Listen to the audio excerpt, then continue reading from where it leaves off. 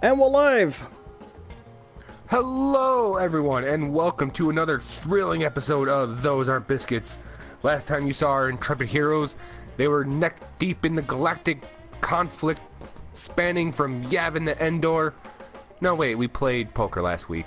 They were playing poker! We were playing poker on Endor, but you couldn't see it because we were inside a club on Endor. Right, yeah, we were trying to swindle the Empire out of all their hard-earned credits. The Empire, And, you know, that dreadlocked guy, the guy in the Hawaiian shirt, the guy in the cowboy hat, all the famous characters were there. It was Casual Friday. Casual Imperial Friday, yes. But this week, we decided that we're going to Oh, hold on a second. Just hold on a second. Just hold on. I was on a roll. Okay, say all that stuff again. Hello, everyone. We're live. Welcome to Those Aren't Biscuits. Last time you saw our intrepid heroes, they were neck-deep in a galactic conflict, but they were playing poker. They were trying to steal money from the Empire. No, it's fine. And... It was just the very last bit where I said, hold on. They actually couldn't hear you for that bit, is all. Oh, okay. Like, I was a serious thing. It wasn't like an intention to distract. It was to stop you from, you know, talking into nothing. But you know, don't worry about it. You go for it. Man, I don't mind. This week, the Biscuit Boys are going to be taking it a little bit easier this week, and we're playing an old favorite of ours. We're going to be playing snooker on I think Hustle Kings. this is one of the first games we ever played as like a channel game, right? Yeah, it absolutely is. I remember we had a good time the first time just trying to figure out the rules. Because even though we played this on the grounds that it was... we played it because it was a British game, not that well known in the US, but close enough to pool that it wouldn't be like a total mystery. Right. I still don't know how to play it. I don't really follow the sports. The sports, the stick and bally things. Right. Just the... Yeah. Well, I don't. But we've pretty much figured out how to play it. Yeah, I mean, we know how to play it. I don't think we know how to score it or anything like that. Thankfully, they do it for us. Right. So I sent you a challenge. Yes, a few challenges. I'd say something. Do you know what I'm really sad about isn't in this game, though? What's that? When you watch snooker on the TV, it's very formalized. So all snooker players, they wear black trousers, white shirts, and then waistcoats. Like that's the uniform, right? Are you not wearing that? I am. And there's a guy, and it's his job. You know, every time you pot a color ball, it returns to the table until the red balls have gone. Mm-hmm. Oh, a little bit of echo. That was me. There's a guy in snooker dressed like a magician, like black suit, and he wears this bright white pair of gloves. And it's his job to go and retrieve the balls and put them back in place once they've been potted. So it's this weird like, black tie event, but it's a bar sport. So all the people who play it are like alcoholics, just wearing these perfect black suits. It's a good game. Hello to Clean in the chat. Welcome, chat. Hello, I do Clean. remember you, man. We're playing a little bit of snooker. Yeah, we're just getting ourselves a little set up and situated here. But if you're unaware of our show, what's the top view again? Oh, there we go. R1. Got it. If you are new to the show or you haven't been here a while, this is an interactive pop culture show where we're going to be playing games, and the time we're going to be talking about stuff. Just stuff, really.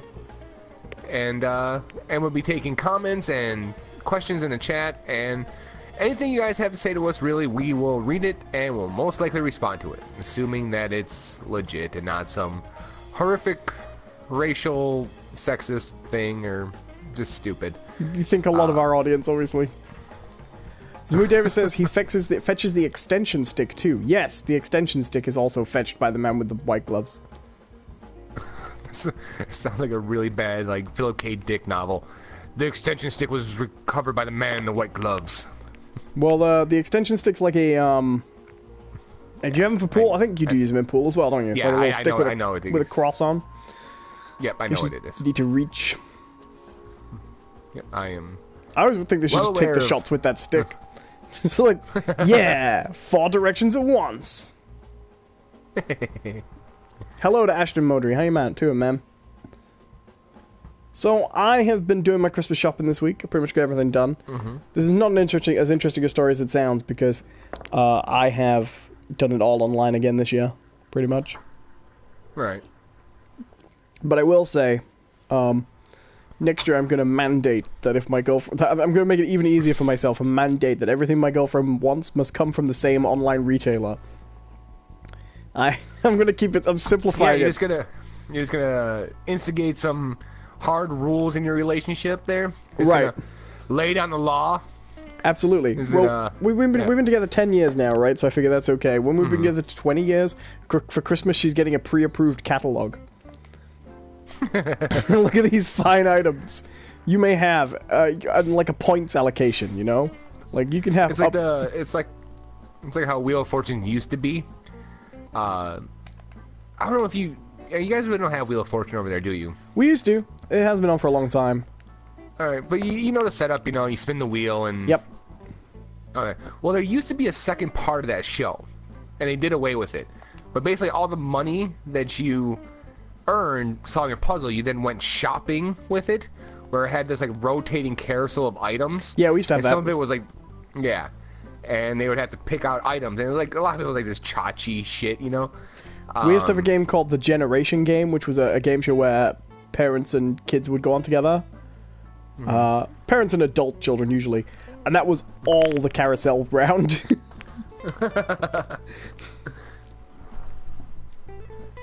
Hello to Fuzzy Weasel. Oh, shit. Hello, Fuzzy Weasel. 7 points conceded. Play on. Conceded. Play on. You can have those. I didn't want them anyways. Clean says, how do you feel about net neutrality? I'm just letting you know, Clean, I've read your question. We'll get to that later. We'll talk about it. Yeah. Net neutrality. Yeah, let's... Do you want to tackle that right now, or...? Well, I figure we'll shelve that till we're done talking about what we're talking about. I just wanted Clean to know I'd seen his question, you know? Yes, that is a topic we should bring up, though, because it's a big deal. But yeah, Christmas shopping. I did a little bit of that myself. Oh, yeah? What'd you get me? The other day. You'll see. 6 months later, it was nothing! Yay! Which is what I expect. No, I did some Christmas shopping, kind of took care of some last minute stuff, and I wish I would have taken your route on it, though. It just did everything online. But I do still have this adherence to the old traditions, you know, a little bit, where it's like, oh, I'm going to go to the store, and, you know, and there is a weakness with my method. There is quite a big weakness with my method, which is a disappointed family.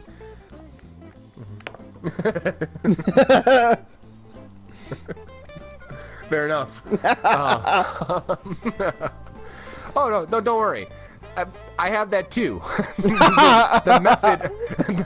The method of shopping doesn't fix the disappointment. You know, there's not a gift in the world that accounts for failure to finish college or get a meaningful career. Jeez, you brought me your laundry.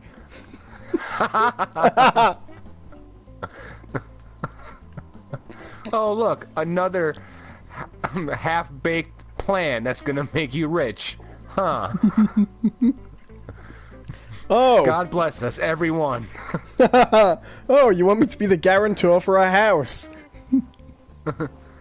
Oh, you're directing a community theater play.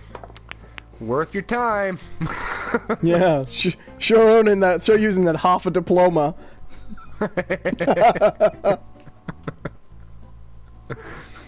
Oh, store-bought cookies. Couldn't even bake them yourself. You have enough time, but no, that's fine. Just what is it you do all day?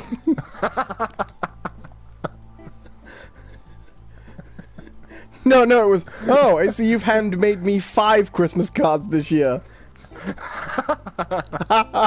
No. Macaroni on a paper plate is still a legitimate gift for a 29-year-old. Yep.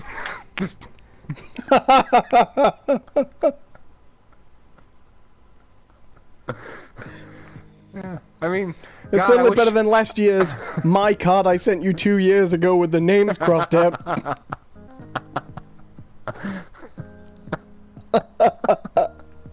We sound like the worst people in the world. But to me, like, I still kind of adhere to like those old traditions where like you're going to the store, you're gonna buy something, you're gonna search around. And I remember when I was younger, I actually enjoyed it more. Even when I was still going by myself and driving myself, I actually like oddly enjoyed going Christmas shopping because it was like, yeah, this is gonna be great. And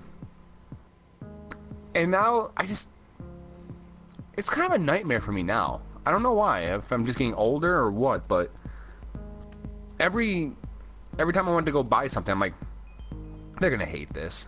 They're gonna hate this. They know I don't know what to get them. They know. And They're onto me. clearly, I am not fooling anyone. But the funny thing is, like, my dad, who I still need to buy for, did not make things any easier for me at all. Well, I mean, is that what dads are for? Because in my experience, they don't really do that in any situation, right? Right. Because, like, I ask him, I'm like, hey, what do you and my stepmom and my stepsister, you know, what do you guys all want? Hey, you know, what do you pick guys three like? gifts for me off my list. Never mind what you want. Well, it's like I just need to know what they wanted or like what they were into or anything, you know? Right. And my dad gives me some ideas for my stepmom and my stepsister, which was nice. I'm like, all right, cool. And I'm like, all right, what do you want? He says to me, you'll figure it out. Thanks. Well, really, Pops, I got you nothing. I figured it out. Puzzle solved. It like cuts away, you know, with like a calculator. You got your chalkboard, you get your equations. There's a little picture of like a present with a line through it equals more money in John's bank account.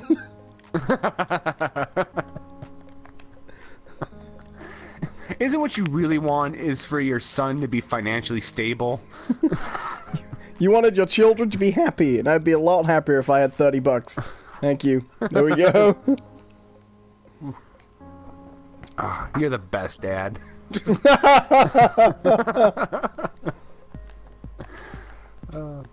yeah, that was, Christmas shopping, man. I'm kind of, I do still have like one thing to buy, but I know exactly what I'm getting. So my tour is over this year.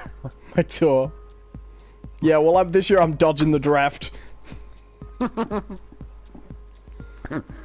going with Kwanzaa. We could be worse. We could be those fuckers who sponsor a goat for all their family members. Like, oh, gee, thanks. Oh, you register a star with my name on it. Yeah. Great. Oh, a donation to an African village has been made in my name. Great. Hope you enjoy the new razor and the new electric shaver and iPod I got you. Have fun. Oddly enough, I got you a goat shear.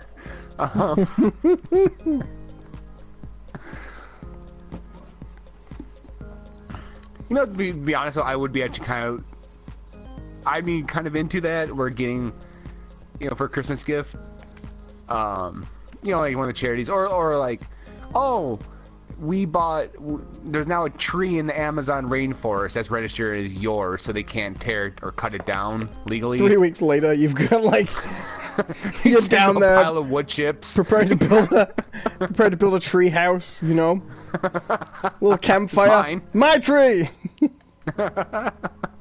See, I got this paper with a sealed stamp of authenticity. Well, it's like that guy who sells pieces of the moon, and they sell those as gifts everywhere. And that is a guy who just believes he's found a loophole in the law that says if nobody's on the moon, he can claim it. And so he's just like, I own the moon. That's me, old moon owner. Yeah. It's Jimmy Lee Moon Bucks.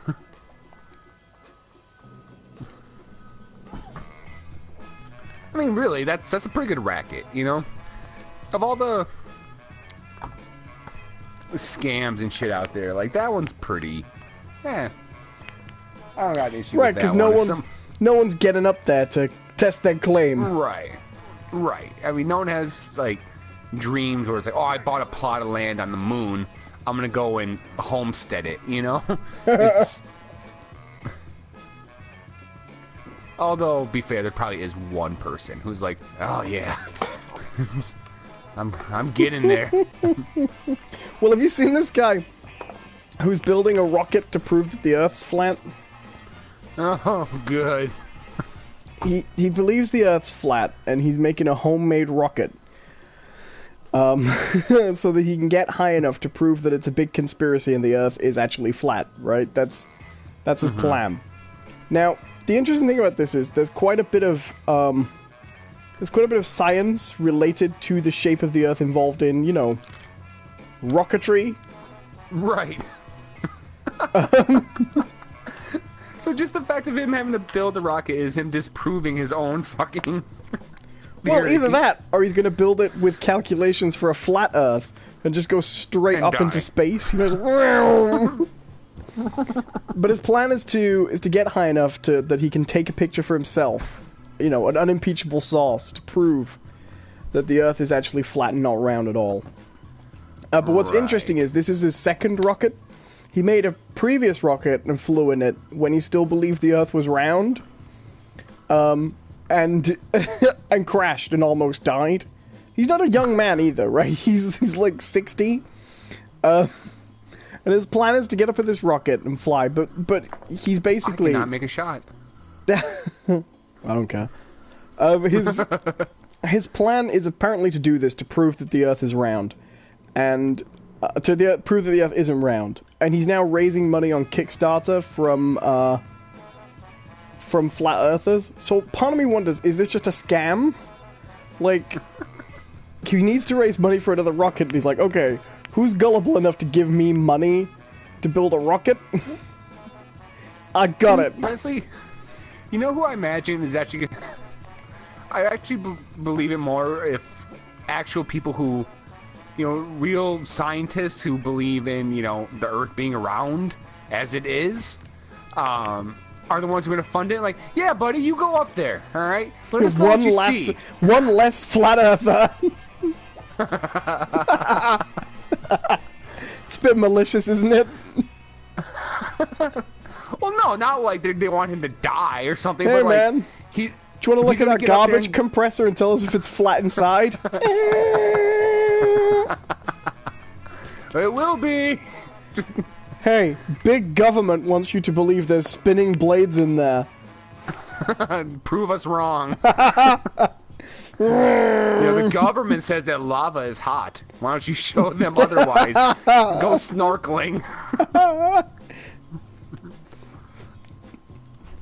You gonna let the man tell you what is and is not a threat to your life? Here's a gun. The man. The man says bullets are bad for you. But have you had a healthy taste of vitamin lead today? The FDA suggests that you shouldn't put these into your head. It's all a big federal conspiracy, like Roswell. Do you know that prior to 1943, U.S. citizens were just shooting themselves in the head all the time? It was it's fine. They used to call it Jiggly-Touche. It was the most popular game of the... Jiggly-Touche. See, right here, I have Bob McEnroe, a survivor of Jiggly-Touche. What do you have to say about it, Bob?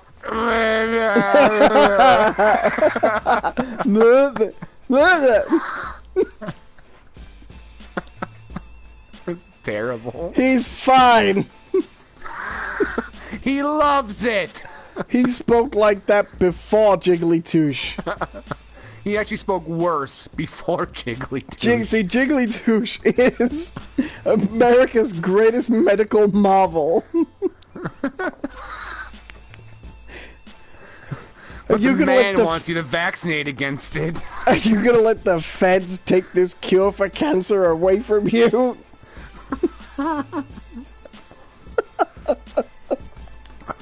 Next thing we're gonna get is lists on fucking Facebook. 5 reasons why Jigglytush is better for you than most medications. With no explanation of what Jigglytooth is. Oh, this got dark real quick. Christmas shopping, huh? It's good. So, net neutrality, how'd you feel?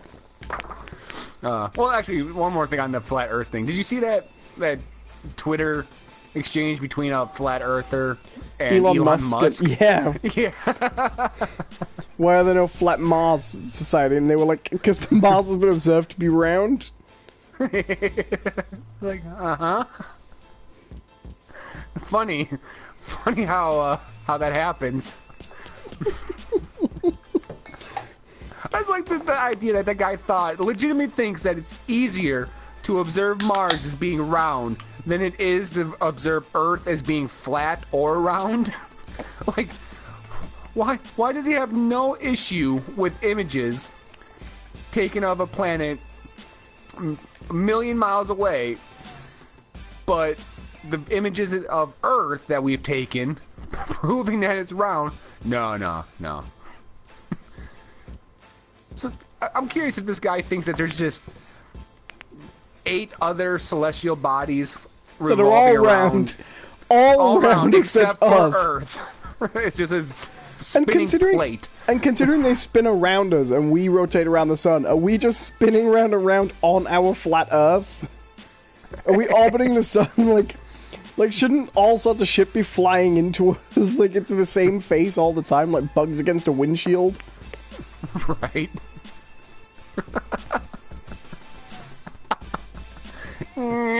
God damn it, there's another one.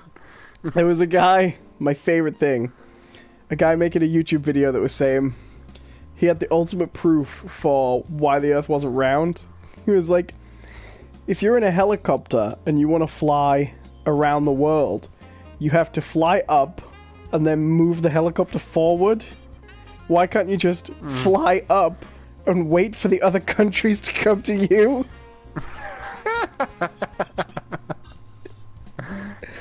Like, you kind of could, but you'd be up there for a very long time.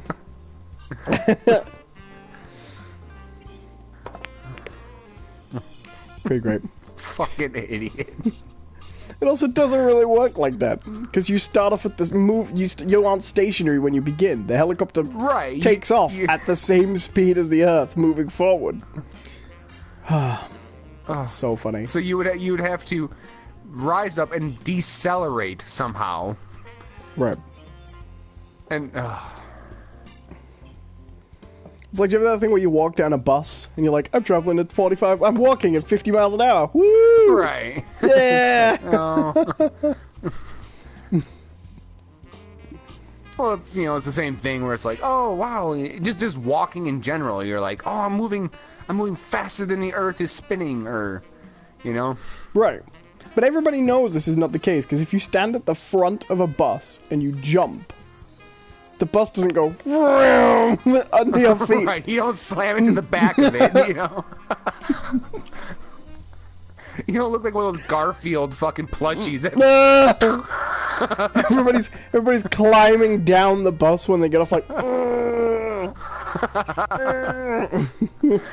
just gripping onto the sides, just wind whipping through their hair. They're trying to walk off.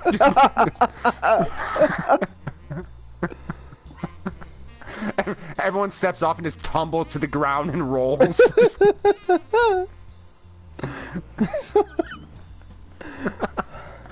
Love it. There's got to be a better way. What if we just get in a helicopter and just fly up? And all air flight is based on just little machines that just jump up and down, just boing, while the world goes. So yeah, net okay. neutrality. How you feeling about that? Yeah, that's let's coming get up into again. this. Oh, let's see here. Are you still in there in the chat there, Clean? Well, I got a little in trouble on my channel for net neutrality. Have I mentioned this? For saying that, well, I thought it was a very important principle, but it wasn't the be-all, end-all, end of civilization people make it out to be. Right. Which is generally my position on it. And my issue was, as someone who is always interested in regulation and controlling what businesses can do, it kind of annoys me that this is the one issue where everyone else gives a shit and they never stop fucking talking about it. Like this is the only thing that matters, you know? Because there are so many of these issues, and there's so many... I'm in favor of controlling what business does in so many ways. But it so grates me to get these libertarians, you know, who normally don't give a shit about anything, be like, oh, have you heard about the plague of net neutrality that is sweeping the nation? The threat to net neutrality is coming. I was like, yeah, I heard about it along with all those other fucking issues you don't give a shit about 6 days a week, you know? Fair enough, but that actually doesn't have a bearing on the actual issue. That's your personal view on fucks me off, John. Okay? That has nothing to do with the actual issue. I think net neutrality is very important, and that companies should not be allowed to violate the principle. I think that if they were allowed to violate the principle, it wouldn't be as catastrophic as people say. That's my opinion on net neutrality. Yeah, so for those who don't know, I'm sure everyone probably has an idea of what net neutrality is. And yes, Toxic Tears, I do suck at this game. Believe it or not, I'm not a professional snooker player. I just went to my default response when people say stuff like that, which is grow up. Nah, it's fine. You can say it. I'm okay. Well, you can say it. Knock it all to grow up. Yeah. There we go. Problem solved. Hello to Monkey Trooper. Welcome. Hello, Monkey. So, hello, net Monkey. neutrality. Hello, Monkey. So it's the idea that the internet exists on its own, right? Where everything is accessible just as everything else is, right? Where there's no... I almost timed out on that. There's nothing stopping you from visiting whatever site you want whenever, right? It's just your bandwidth. Right. But the bandwidth is equal across the board. So if I have, 30 meg download and 10 meg upload, it's the same way for every site I go to. Now, net neutrality, taking that away would mean that ISPs,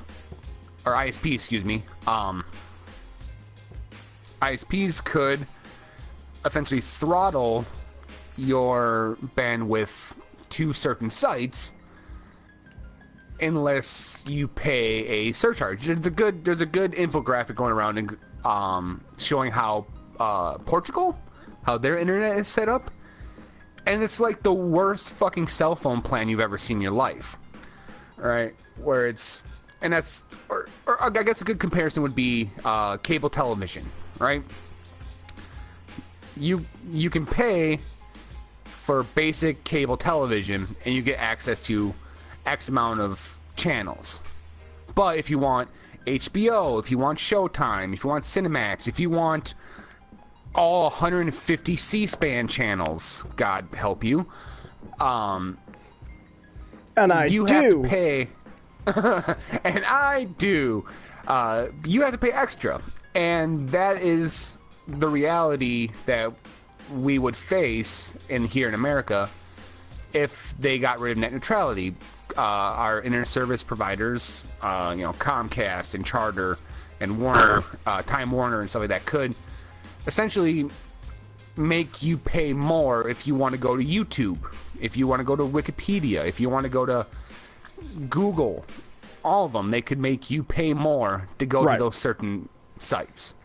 And it's ugly. It's really ugly because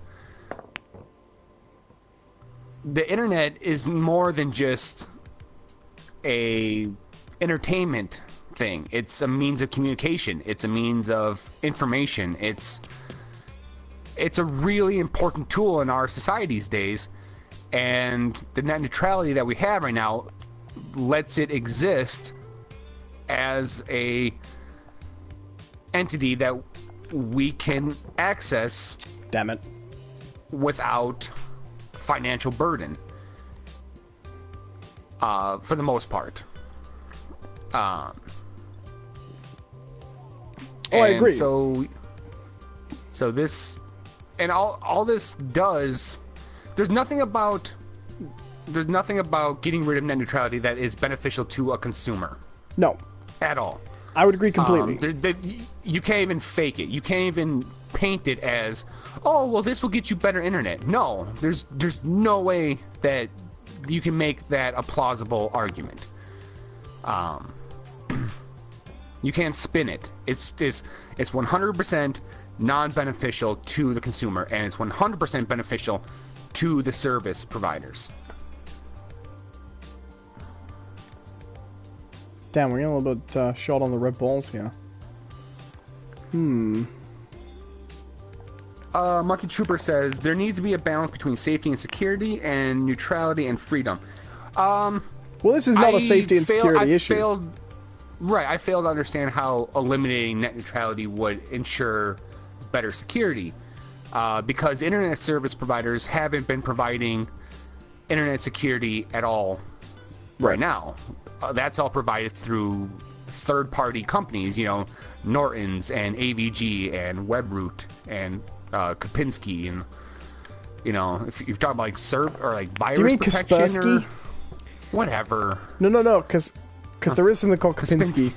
But did you hear Kaspersky was in the news recently?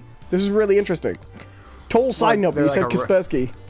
And did you hear about this? No, I haven't. So Kaspersky is they're a Russian company, aren't they? Right. And they're an antivirus company, right? Right. And the UK Home Office and I believe the US Department of Defense is basically advising people not to use it because they think that it's actually a tool being currently used as a tool of the Russian government to install spyware and stuff. That's awesome. Kaspersky himself, the man who invented the software, is denying it, of course. Of course. That's not a good look for an antivirus suite. No. I'm wondering when they change their company name to, like, McDonald Apple Pie antivirus. Uncle Sam's antivirus. But no, I'm curious. Still less crazy than McAfee. If you are still in the chat there, Monkey Trooper, I'm kind of curious if you could elaborate on your comment. Yeah. Because I don't want to just. I don't like to just take it at face value. Cause I understand there might be a lost in translation situation. So here's my thing. If you're gonna elaborate, that'd be great. Here's my thing. I can see a potential consumer benefit to a kind of net neutrality, but I'm not even sure this is entirely a net neutrality issue. But let me know what you think. All right. Let's play devil's advocate for a moment. Say you're the kind of internet user who only ever uses Facebook. Mm-hmm. Right? And an ISP offers you, okay, you want Facebook on your phone, you're not going to use anything else but, say, Facebook, Twitter, Snapchat, those apps, right? And you could have a cheaper internet package that just contained those, just gave you access to those. Would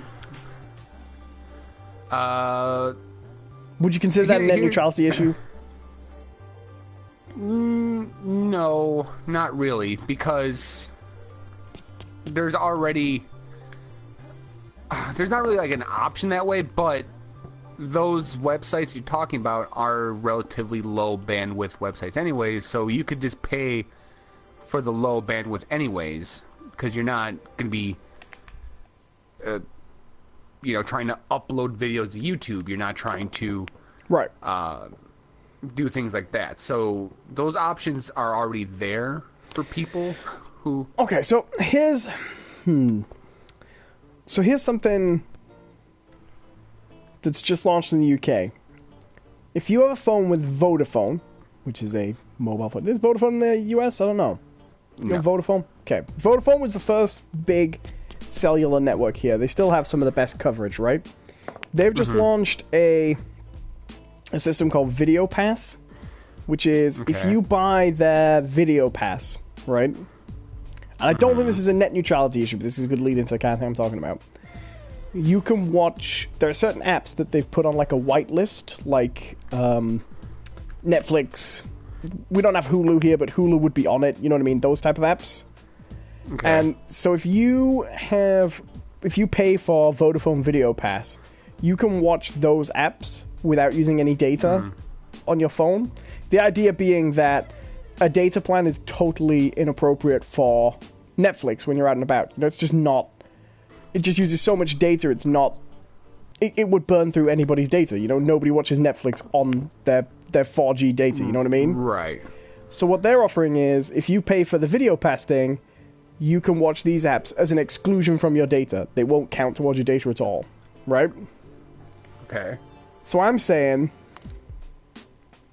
what if someone offered a system where you wouldn't get any data, right? But if you wanted, you could have access to social media apps with... Well, I don't think that's a net neutrality issue, because if... Well, that's what I was saying. Do you think that's a net neutrality issue? No. No, because it's a case where I just putted the wrong ball? No, yeah, I think you're okay. No, I didn't. Did you? Oh. Yeah, I did. No, because you are... You're opting into it. You're making the decision. So... Right? With that in mind, what if someone offered a system where they said you can have data at such a speed, but you can have social media at a faster speed for a small price? And then that gets tricky. So it's the same deal, almost, let's say, but you have slow internet except for your social media, which you can have at normal speed. But you pay less than someone who has an across-the-line standard speed. Which I don't think is how it would be used, just to make the point. No, absolutely not. But that's also, I don't think that's also a net neutrality issue, because you're talking about... I think that's absolutely a net neutrality issue, because that's an entirely case of phrasing. If it was the other way around and it cost more... Because then what you've got is, you've got someone who's paying more to have everything... That's just a matter of perspective, you know? Mm-hmm. I guess. I think it depends on, like, okay, if we're talking about the baseline bandwidth speed. Oh, shit, this is me. No, it's me. If you're talking about the a baseline, let's say 30 meg download, okay, as the baseline. All right. If you opt in to having your speeds lowered for everything else except your social media sites for a cheaper price, then I don't think that's net neutrality issue, because you're going the other way. Now, if it goes the other way, right, where they drop your internet speeds down, but then make you pay to get back up to that 30 meg baseline, then you have an issue, right? But if you're making the other option available, isn't anyone who's not on that option essentially getting essentially getting the bad option you've just phrased? No, because as long as everyone's hitting that baseline, right? Okay. I see what you mean. Okay. No, I do see what you mean. All right. Good. Okay. So, my thing is, I just wanted to bring that up because I thought that was an interesting query. My thing is, I am in favor of net neutrality laws because I agree with you. I don't see any way they would be used that benefits any customer, basically. Right. However, I will say, by the same token, I don't actually believe... And I'm in favor of keeping the laws because I don't see a good case without them. Like, I don't as long as they're there, the bad cases can't happen. I actually don't believe... And I'm someone who doesn't have a lot of faith in what companies will do. For sure. Right. But I don't actually believe it will be as people say it will. It could end up there gradually, for sure, and that's why it's important to have the protections. But I actually think if you got rid of net neutrality laws, what they would be used for... I don't know. I certainly don't think they'd be used to get anyone a good deal. Fuck! Oh... I don't know. I mean, I'm in favor of net neutrality. I'll just say that. That's the position I'm in. I am in favor of net neutrality. Okay, so Monkey Trooper says, just get unlimited mobile data and it's sorted. No, that wouldn't actually sort it, because data plans basically say how much data you can transfer, upload and download. Yeah, Monkey Trooper, I'll be honest, I just don't think you understand what the net neutrality is, my friend. It's nothing to do with the data plan, really. No, it's about bandwidth and speed. Right, unless they re-quantified data to be an arbitrary amount that wasn't specific megs, and then made it something like credits, and then made Twitter cost more credits than Facebook. You know what I mean? Right.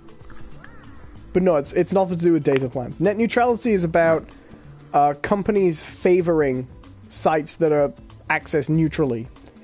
But I would also argue, and this is one of my issues with net neutrality, I would also argue that we've actually lost a lot of net neutrality in a different way over time. What's that? Well, one of my other issues with the net neutrality thing is that it made a lot more... The anger over it made a lot more sense when the internet was a different place. And that we've actually lost a lot of net neutrality in a different way. Like, we've actually lost a lot of net neutrality through the back door over time. Not by ISPs offering us things at different speeds, but we've lost a huge amount of net neutrality through, quote-unquote net neutrality, through companies being able to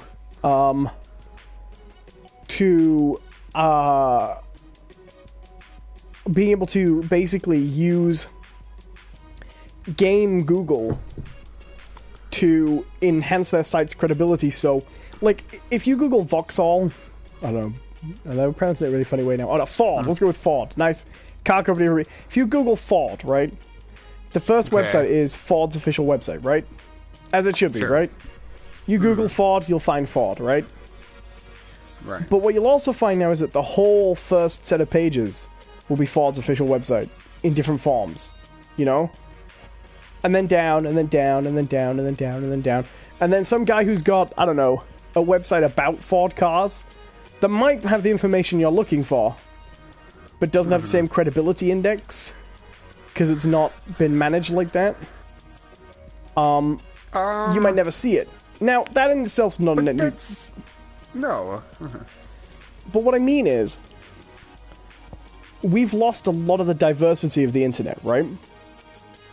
And so, what they used to phrase net neutrality as is big companies will be able to pay for prioritized access and squeeze out little companies, little sites, you know?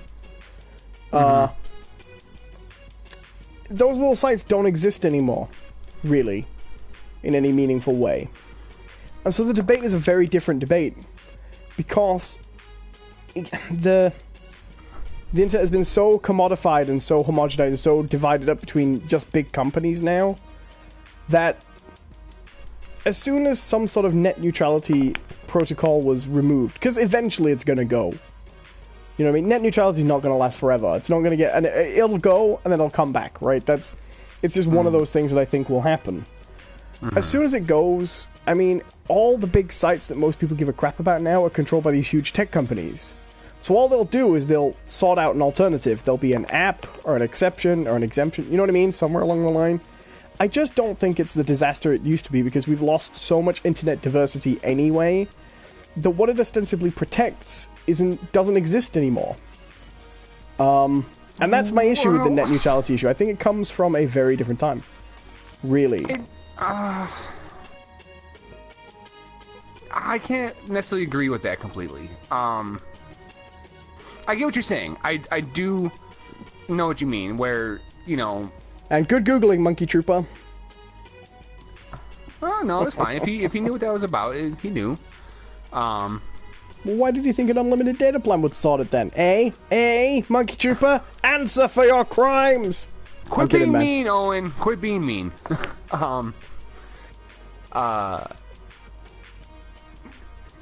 know what you're saying. Like, how, if you know, like you said, if you Google something, you're absolutely going to get the people who have optimized Google Analytics in such a way. And paid huge quantities to do it, not just the people who are good at it. Right. But the issue is that none of that exists on the ISP side of things. Sure, like, but my point is that I know what you're saying is that even if that did happen, what does it actually matter? If net neutrality went away, what does it actually matter? I think it still matters because you're talking about some people's lack of internet savvy, right? No. Not really. But carry on, say what you're going to say. Okay, because, alright, the way you say, like, Ford, alright? I want to find information about Ford trucks, right? And I search Ford, and all I get is Ford's official website and all the little sub-pages of their website and everything like that. Because they paid X amount of money to have their shit up on top on Google, right? Right. Now, if I know what the hell I'm doing on internet, I'm going to instead search for broken taillight Ford F-150 2017 forum, right? Sure. Okay, now, if net neutrality goes away, even though I know what I'm doing and I know what I'm searching for precisely, I'm still having issues getting to it because... Right.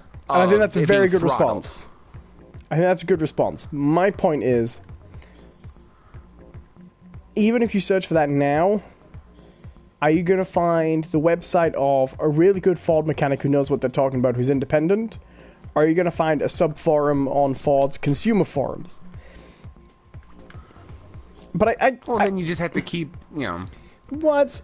Sure, but my point is that net neutrality, in the form the internet existed, and the neutrality and diversity that existed when this first became a big issue that everybody talked about, that internet doesn't exist anymore. And so I'm not saying net neutrality is a bad thing, and I'm not saying we shouldn't protect it, because we should. I completely agree. Completely intentional. I'm just saying that I'm not of the opinion that it is the unmitigated threat to the internet that people say it is. I just don't think it is. I think it's an important principle that matters. I don't think it's the end of the internet. They talk about it like the internet exists in a way it doesn't exist anymore. Sure. Oh, I won. Well done. But anyway. But I don't really have anything else to add. That's net neutrality. I'm in favor of it. Well, okay. I just kind of talk about what you're saying about how it's not the end all be all.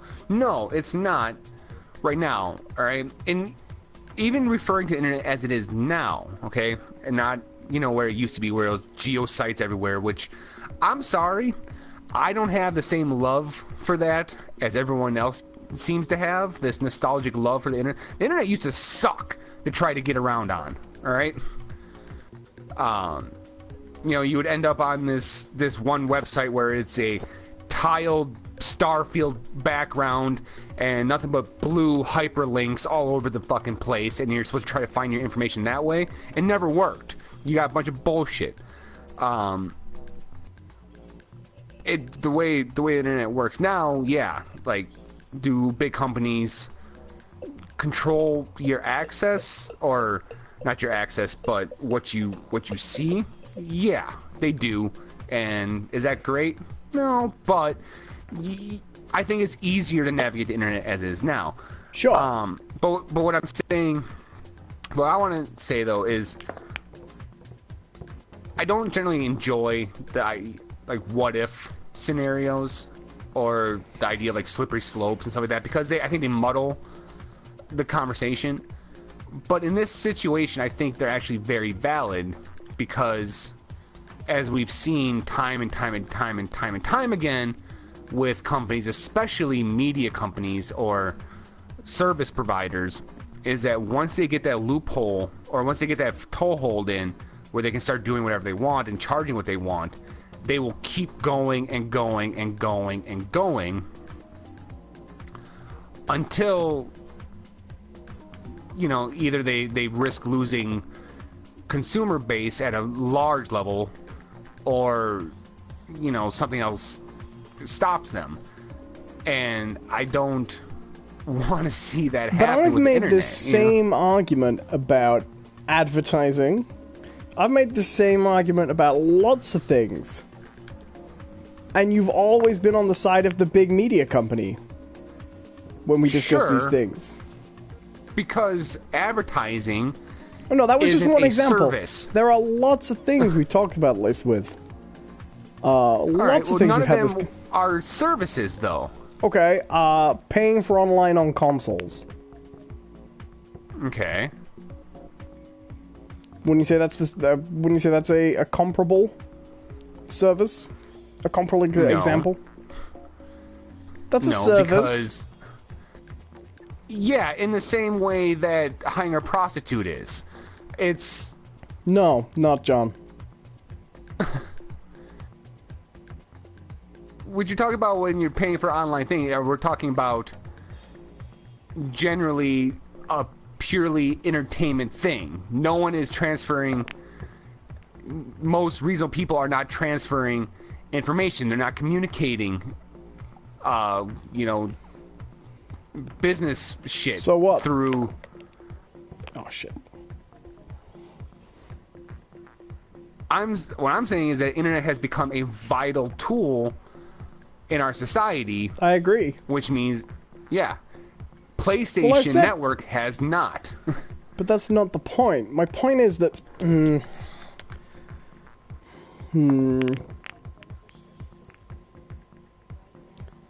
But I already said that I'm in favor of net neutrality. I don't know what you want me to say.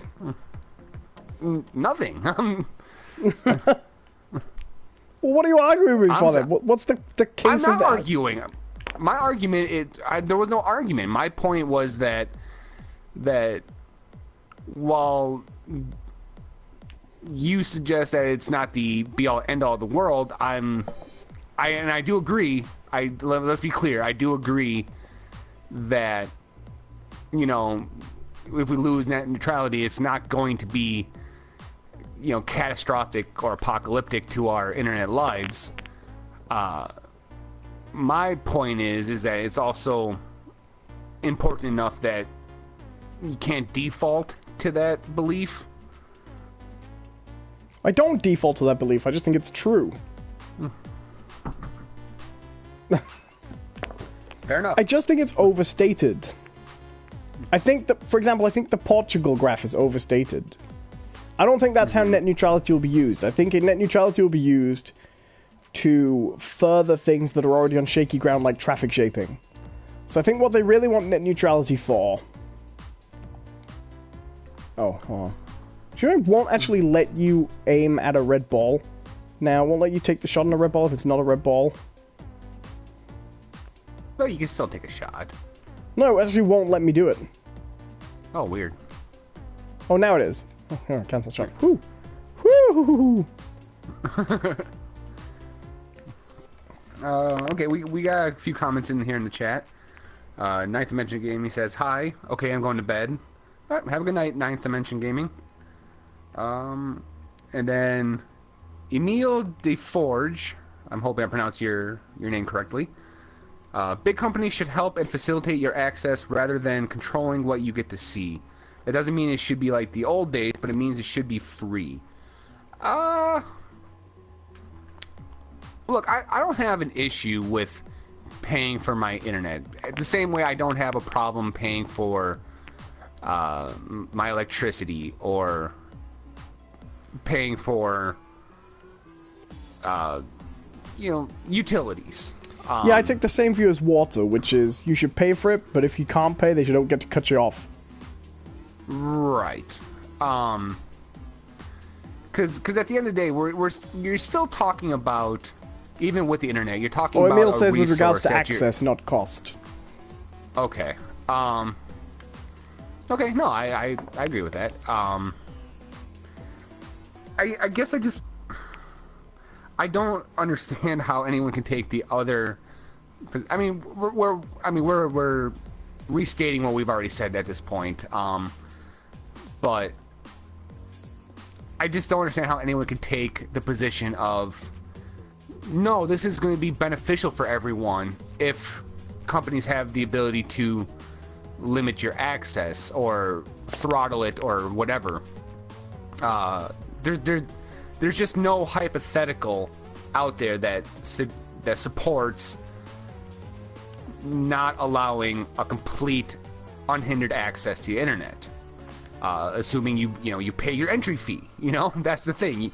It's like when you go to the county fair or a roller coaster park. You pay your fucking entry ticket, or let's go movies, okay? Because actually, theme parks is not a good representation because they do this all the time.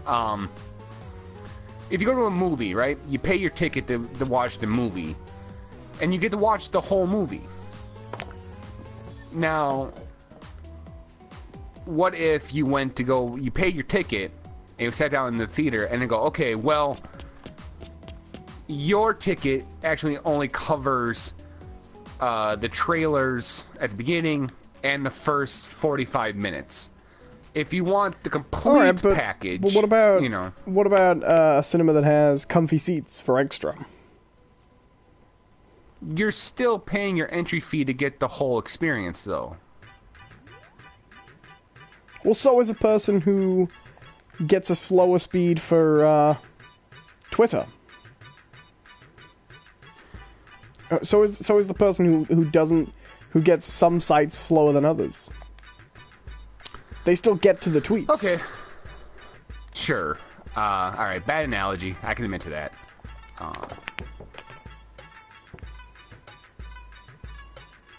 Another 100% intentional shot.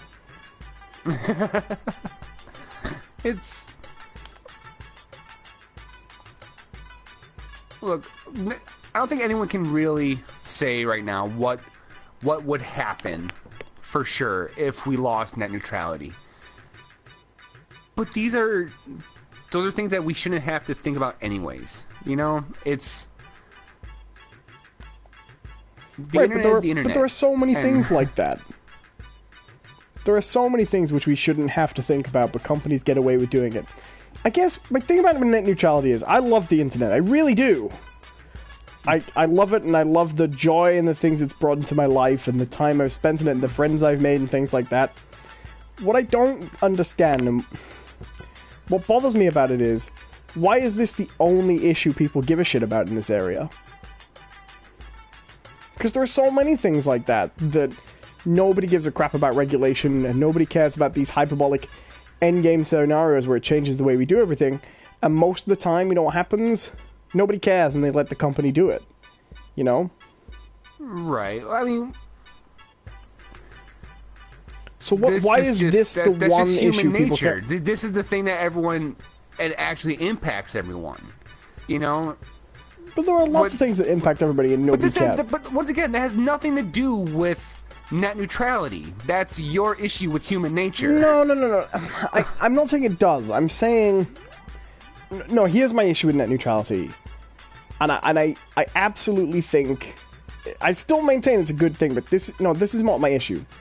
With every other issue that comes up, people can recognize that the most extreme worst-case scenario that people lay out when they're opposing it probably won't happen. But this is the one where everyone expects you to believe all the time that the worst-case scenario is what will happen. And I'm still failing to understand how this has actually anything to do with net neutrality. Because I just don't think it'll be as bad as everybody says. I think it's a bad thing, like I think all kinds of big exploitive business things will be a bad thing. I just don't think it matters that much. in the grand scheme, it'll just be one of those things where companies get a big... If and when it eventually happens, it'll just be one of those other things where companies find a way to make more money out of it. People will get used to paying it. That'll be no one will ever think about it. For a bit. Sure. So your response to this is fascinating to me, all right? If I'm getting this right. So you agree that net neutrality should be a thing that exists. Right. But your position is if we lose net neutrality, it's not a big deal because people have let other things slide. No. I think net That's neutrality... what you're saying right now. No. I think net neutrality is an important issue that in principle should be protected, right?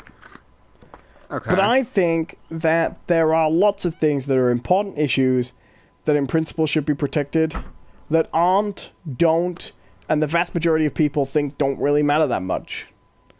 And in the end, they don't matter that much. So even though I might think the principle is important,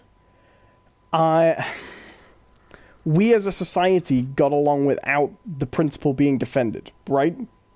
And I think that as much as I would like the principle of net neutrality to be something that's fought over and great, and wouldn't that be wonderful, I think that this is not that different to all those things, and that ultimately it won't be that different to, I don't know, what's a good one? I'm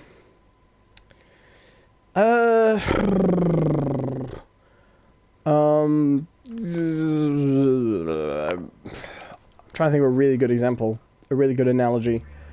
Problem is there isn't a terrific analogy. Because it is a fairly specific situation, of course. Owen Adams, folks, the most bitter human being on the face of the planet. No, I just don't think it's... No, I can agree with you, all right? I can agree with you that I don't think that if we lose the net neutrality debate that our internet experiences are going to be destroyed, okay? I can agree with you on that. I don't think at the end of the day it is the biggest issue facing our planet. But that's not my point. That's okay, of course you don't agree with me. Make your point, Owen. You're failing to do so. That's because every time I start making it, you cut me off to say, okay, I agree. Net neutrality, which is not my point. My point is not that it's not the biggest issue, right? Because I get that. Everyone agrees it's not the biggest issue. We all know that. My point is that not only is it not the biggest issue, but that it doesn't matter substantially more than... it doesn't matter substantially... How do you take that off the table? Oh, I just had a very unlucky shot. Oh, okay. Here's a good idea. Here's a good one. In the 1980s, when all these different satellite companies used to subscribe their satellites, and then they would sell... set-top boxes with scrambler cards in, right? And then there was a time when getting those illegitimate descrambler cards was an issue of dubious legality. Like, if the company's sending those out into the airwaves anyway, you know, you didn't ask them to send signals, do you know what I mean, down to your satellite. So if you want to go buy a descrambler card and watch it, you can. Do you know what I mean? And then eventually when they were made illegal, right? Okay. And they said, no, because it's a copyright issue and they didn't give permission for you to do that, right? Mm-hmm. My issue is that net neutrality is not a substantively more important issue than that. That's my issue. Well, okay, I guess on base principle, they are the same, alright? Not even on principle. They're the same in terms of, like, I don't know. I get what you're saying, that they are similar. But it's... Well, in some technical ways, and in some adoption ways, they're quite different. The internet's more widespread than satellite TV by quite some way. And that does make the issue different. The internet is also utilized in a much different way than satellite I television. agree on both those counts, and I agree that the issue is more serious. What I'm saying is that the ramifications of and the ultimate implications of the issue, in my opinion, aren't that different. And that's what I'm trying to say. I'm not trying to say it's not the biggest issue in the world. I'm trying to say it's one of those issues like that where ultimately it's not even not the biggest issue in the world. It's that I think net neutrality is a good principle, and it's one we should follow. I think the consequences of losing net neutrality are much more in line with the consequences of that issue than a grave threat to our rights. Okay. Well, okay. No, okay, this is going to be a whole other can of worms, then. Do you believe that the internet these days is a means of communication that is... I agree with the people who say that the internet is a human right. Right, as a manner of speech, right? Well, as or a thing expression. like... Well, I mean, even before you get to stuff like that, in most places in the world now, you will find that your local government representatives only post things on the internet, rather than posting them in the town halls the way they used to, you know, or the Hall of Records. You know what I mean? Mm-hmm. So in a very fundamental way, as a part of a representative government, the internet is a necessity. It is a necessity to interact with society meaningfully, and I agree with that too. Mm-hmm. And I see the contradiction in my point totally. But wouldn't you also argue that prior to... Well, I mean, wouldn't you argue that until very recently, you could say the same about TV, right? Like, TV is a fundamental... But we never lost... okay, I guess I see where this is going. But there is no fundamental protection of one's rights. Whether we lost it or not, there is no fundamental legal protection over one's rights to TV neutrality.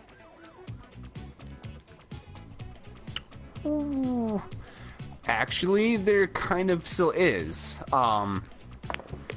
Everyone still, or at least over here, I don't know how they're there, but everyone technically still has access to public access channels. Everyone still has... Sure, but...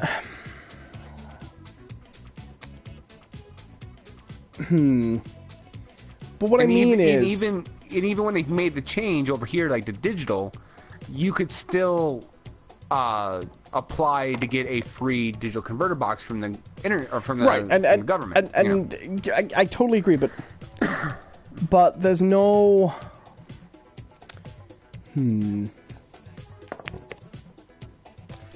Okay, Emile DeForge brings up an interesting point here, okay? First, we have to think about it so that we can fight it and maintain freedom on the internet. And it's in the UN Sustainable Development Goal that everyone should have access to the information on the internet by 2030, and that information should never be hindered. So none of these questions... I don't understand the point of these questions, though. Because here's my point. I'm in favor of it. Mm-hmm. I just don't... Why do you think everyone's trying to debate you on it? Well, no, because every time I say it, you come back at me with a thing like, but... Because like you said, what do I say about the idea? Do I think it's important information? I do. I absolutely do. But I still think the ramifications of losing net neutrality won't be any more serious than the decision of, you know, descrambler cards for satellite TV. I just don't think the ramifications and the long-term implications will be any more widespread than that decision was, particularly. Okay, but okay. All right, I will debate you on that, all right? I think that... There you go, see? Why do I think people are trying to debate me? Because every time I say it, you find something to debate me. Which is because fine, you keep changing, but stop pretending you don't... changing how you're saying it. You keep changing how you're saying it. So, you talk about... All right, let's talk about how cable or satellite television is these days, all right? We want to talk about ramifications, all right? Do I think the ramifications for losing net neutrality will be any worse than satellite? No, I don't. But I will say that the environment that satellite television exists these days is a terrible environment. It's really bad. Sure, I agree. But how does that refute what I'm saying? Well, I'm saying because you keep on trying to be very blasé about the ramifications, even though they will be the same, they're not good. Well, that's true. Sure, but...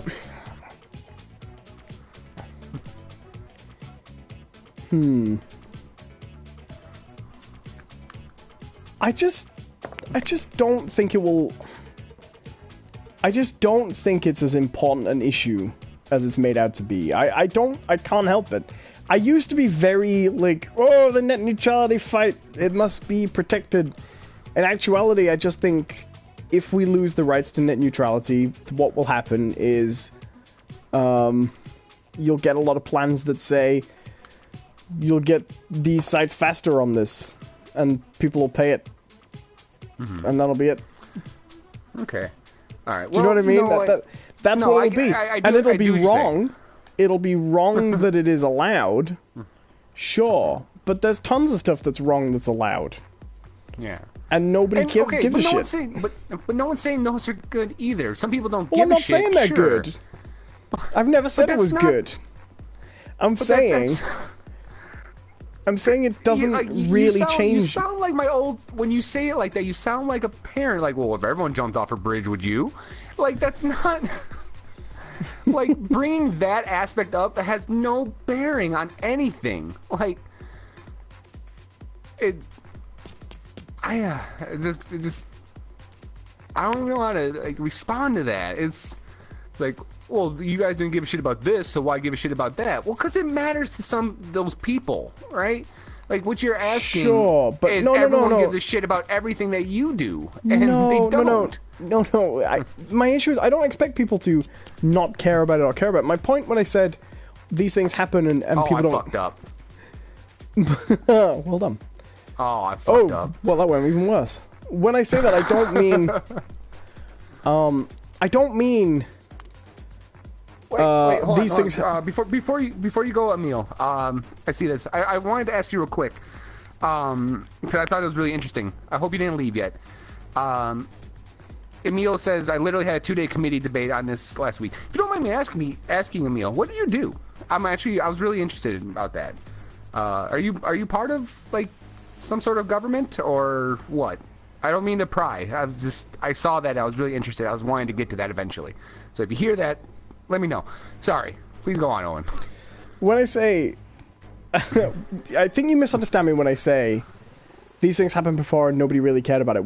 I don't mean, oh, well, they didn't care about it, so they have no right to complain about this. I mean, these things happened and the ramifications weren't widely felt.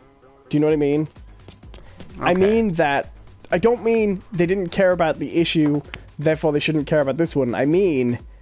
when they happened, people didn't go, well, it's really bad this happened, ultimately. Do you know what I mean? It wasn't felt by people. And I think net neutrality is one of those things that, while the principle is important and the principle should be maintained, when inevitably the violation arrives, it won't be something most people feel. And it won't be and the people who do feel it, it won't be... in devastating ways. It'll be a hit to their wallet. And so when I say, while I think, and I've never at any point said I don't think it's a good principle, I do. I just don't think it'll be substantively different to, well, I mean, the problem is there aren't a huge amount of great analogies, but, I don't know. I just don't think it will affect people that much in the great and onerous ways people say it will. In which case, it isn't really that important an issue. It's a good principle, and it should be kept, and I'm in favor of it.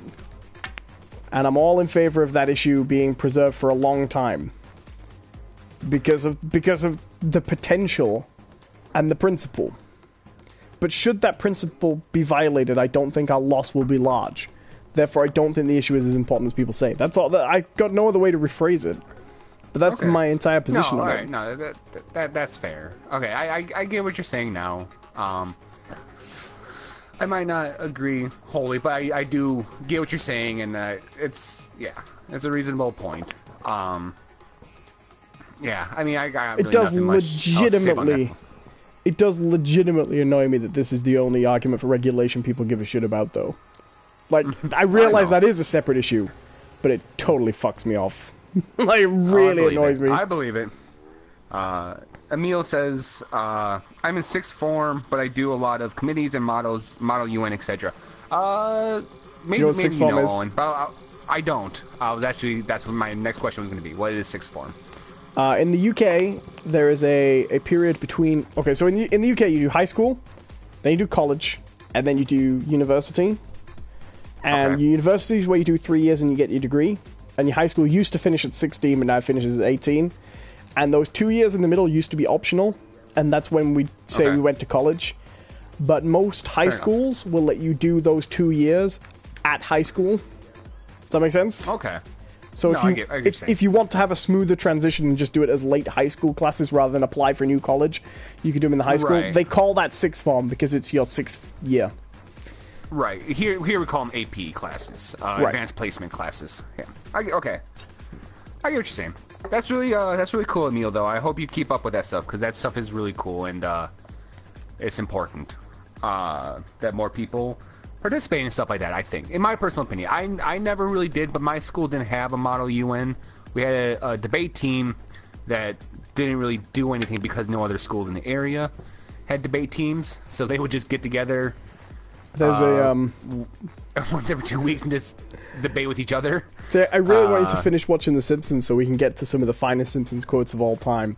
But there's a really good one where all the kids are in a Model UN class, and they start having, you know, the way kids when they're together in a group always break out into into bickering. Right. When Principal Skinner says, "Do you want to sit here arguing and getting nothing done, or do you want to be like the real UN?" It's very good.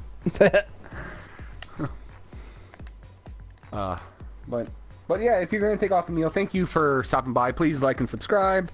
And I hope you enjoyed our debate. You feel free to take any of our points with you to Model UN. Pardon me? So yeah, the nation of Zimbabwe. Well, that was a fun hour.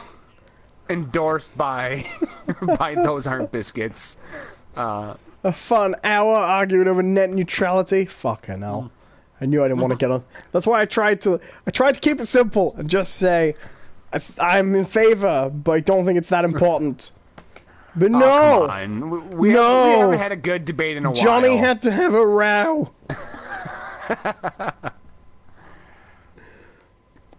We haven't had a good debate in a while. Come on, That's true. Yeah, we still haven't. But yeah, I know, right? That's how I'm feeling. God, it's like just keep beating you across the board in snooker and debates and just. It's not even a debate for me because I literally, I have nothing to say about it. That's just literally how I feel.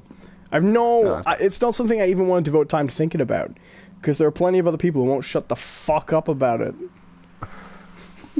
Yeah, who knows? You know, it's. I guess I'm just in that mindset where I'm not going to pick this back up. I'm just saying that it's. Well, I understand being upset that, like, really, this is what you guys want to get it all fucked up about. You are the worst person for being like, well, if that's what the big company wants for its monies, you don't have to buy the product. Hurdy-gurdy, hurdy-gurd. You're the worst for it. Okay, are you suggesting that I'm not allowed to have exceptions in my beliefs? I'm saying fuck you, John. I'm saying go fuck yourself. After every debate we've had, for once, I have the view of just be like, it doesn't matter that much, it's not a big deal. And you're like, no! We must get the communist flags from the... But I don't even view this as a socialism issue.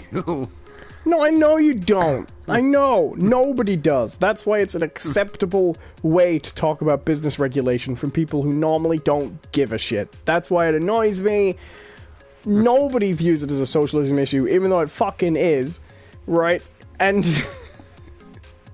and it's the one I don't give a shit about.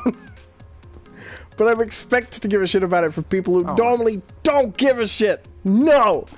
I am angry now. I have held off. This is why I didn't want to get into it. It makes me so annoyed. Have you seen the state of the railways, people? The British Post Office is on its knees, and all you want to talk about is someone wants to make you charge 50p more to look at Twitter. I don't care. Oh, you were that guy back in school, huh?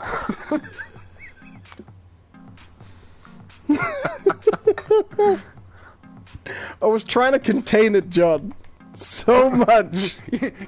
You're that guy where it's like, oh man, have you seen those ASPCA commercials where all the dogs, you know, are being abused and whatnot? That's pretty sad. Oh, you think that's sad? Have you seen the state of the whales? What about the fucking whales? Like, I am on. No, it's not that. It's. It is that. It absolutely is that. Do you know what it's like? It's like being a hotel inspector, right? And your job is to look at this hotel, right? And you go around every room and you're like, okay, that's falling down, that's broken. You know, you really better get this repaired. That's pretty bad. That's you know, and all the way around the owner's going like, well, I don't really care. I won't fix that. This is a real fire hazard. And then you get outside and the owner goes, oh my god, have you seen that chip in the door? We better get someone here to fix the chip in the door. Julie, have you seen the chip in the door? It's infuriating. The whole building's just on fire. You know, like, it's burning. Fireworks are exploding everywhere. And they're calling someone to fix the chip in the door. I hate it. Ugh. Yeah, but to be fair though, like the markets will decide whether or not people want to go to that hotel if it has all those hazards. So he shouldn't really have. Fuck yourself. Just fucking with you, man. I'm just fucking with you.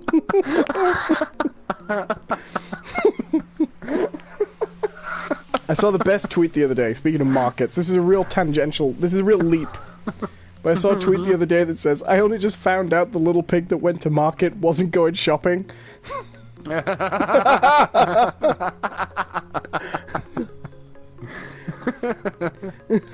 is pretty terrific. Yeah, that's true. Fuck, I never even thought about that way either. Yeah, me either. Well, no, I think maybe he did. All right, because all the other pigs are doing things that are, you know, usually reserved for like. They humans, only told him it was roast beef. No, that's the big piggy. You wouldn't know. Have you ever had your own flesh before? No. Daddy, no. So I'm gonna. Okay, so that is a horrible thought, right?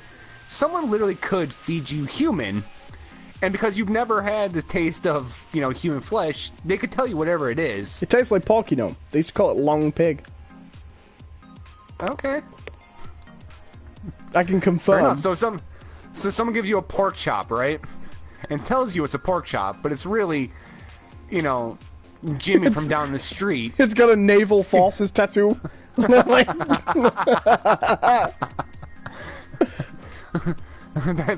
that pig had an honorable service, okay? It's a shame what's happening to our veteran pigs. Have you seen Punisher?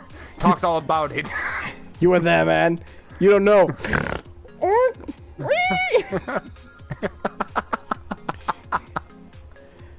Quiet back there, you. I can see Charlie in the bushes. Why is the Navy dealing with the bushes? Are they sea bushes?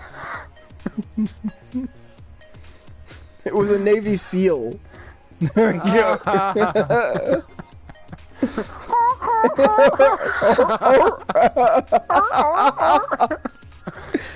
Still a funny joke. Our trained SEALs can do the ode to joy on these four horns better than anyone else. That's good. So, I brought a news story to read. Bring it on. I think it's pretty good. Okay.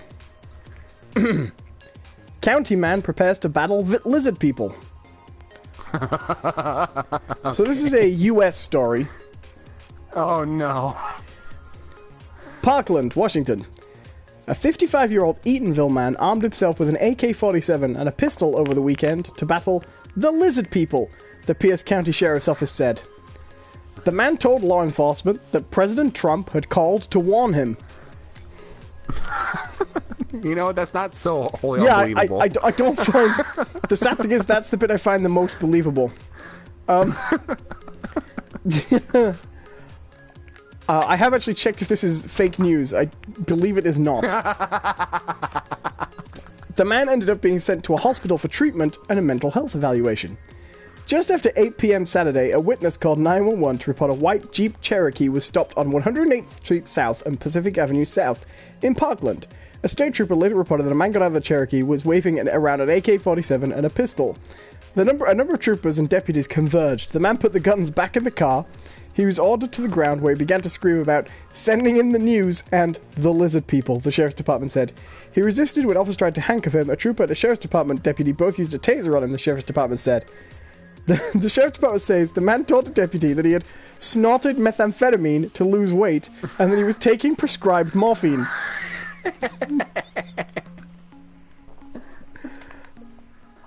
There's more, but I've just taken my shot. See, that's how Walter White should have got away with it. He should have just said he was selling a dietary supplement. The meth doesn't make me crazy, man, the sheriff's department says the man told the deputy. The lizard people are real.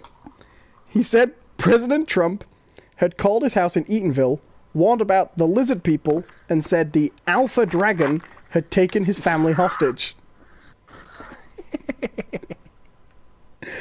The man explained that he had stopped at the Parkland intersection because the lizard people had surrounded him and because he needed to follow the president's directions to fight them. He made a scene to attract the news media so his story could be documented for history, the sheriff's department reported.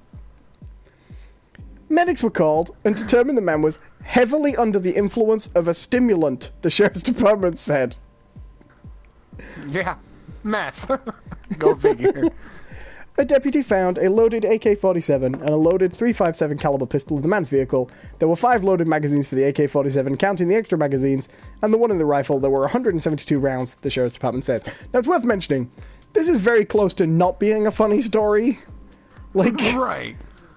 Like, I borderline didn't read this one out, because this is very close to being another terrible American mass shooting. Right, like, this could have been gone really, really badly. However, because he was intercepted, this is so funny. It really is. What I like... Now the question is, did the police officers tase him, or did they inject him with their lizard venom? I like that he was like, I'm surrounded by the lizard people. I better bring the news down here and get more instructions from the president. But also that he was like, well, I am taking meth, but only to lose weight. I'm on the meth diet. 3 days of meth, 3 days fasting, and then... Low carb, high fat, more meth. You know. the pyramid of dieting, the diet pyramid. Right. It's part of the food pyramid, really. You're supposed to have, 6 servings of grains, 3 servings of fruits, 4 servings of vegetables, 3 servings of meat, 2 of dairy, cheeses, and a shit ton of meth, and just a fuck ton of meth. Smooth Davis says, only chew the inside of their cheeks. What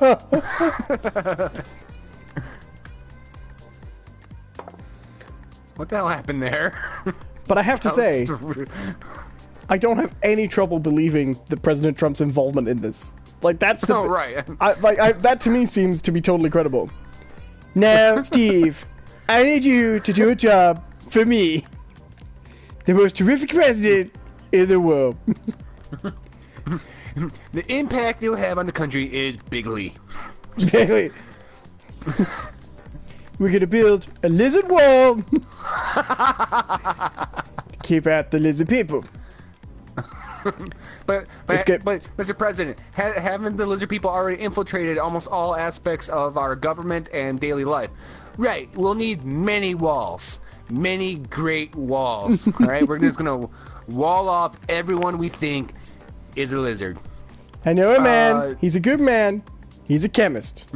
He can make you the best meth. I mean, look at my wife. How do you think she gets so thin? We've got the best meth in the world. America makes some really good meth. I'm here to say that we are going to bring meth jobs back to America. I saw Make America meth again. I saw a very sad documentary on the news about big government cracking down on a retired former school teacher just trying to make a career cooking meth. But these non-meth taking lizard people are coming in here, and they're not sending their best. They're not sending their best. A lot of these come from China or Mexico, which means they don't have opinions because they're biased. In the fake news, says And there lizards. are no lizard people.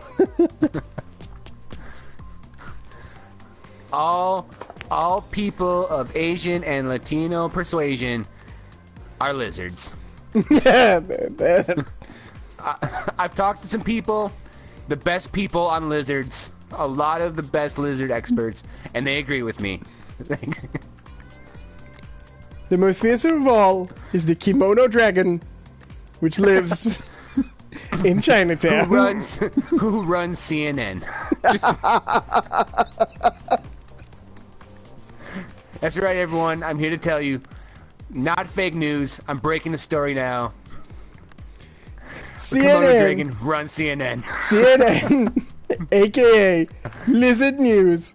Ratings have slipped down after 10 disappointing years of lizard control. Hashtag sad. CNN, or as I like to call it, Chameleon Network News. No, it'd be like Chameleon News Channel.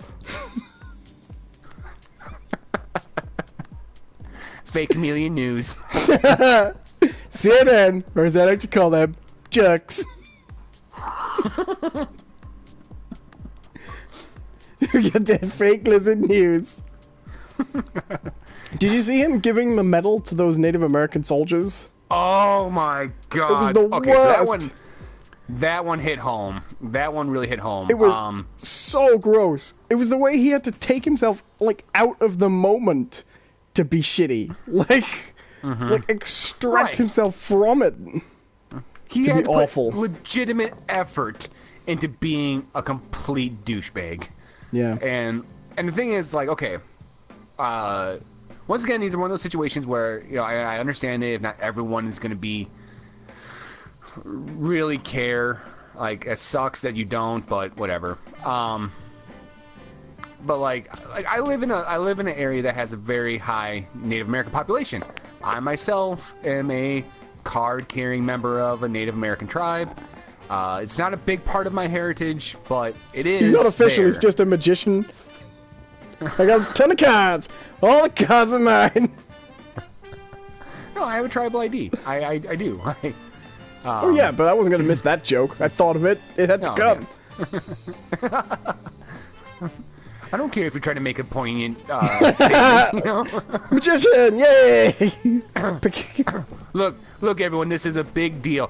A huge deal! 60 feet tall! This could be the most serious threat to global world peace. The biggest threat to world peace we've ever seen. 100 feet tall! 60 feet tall threat to world peace!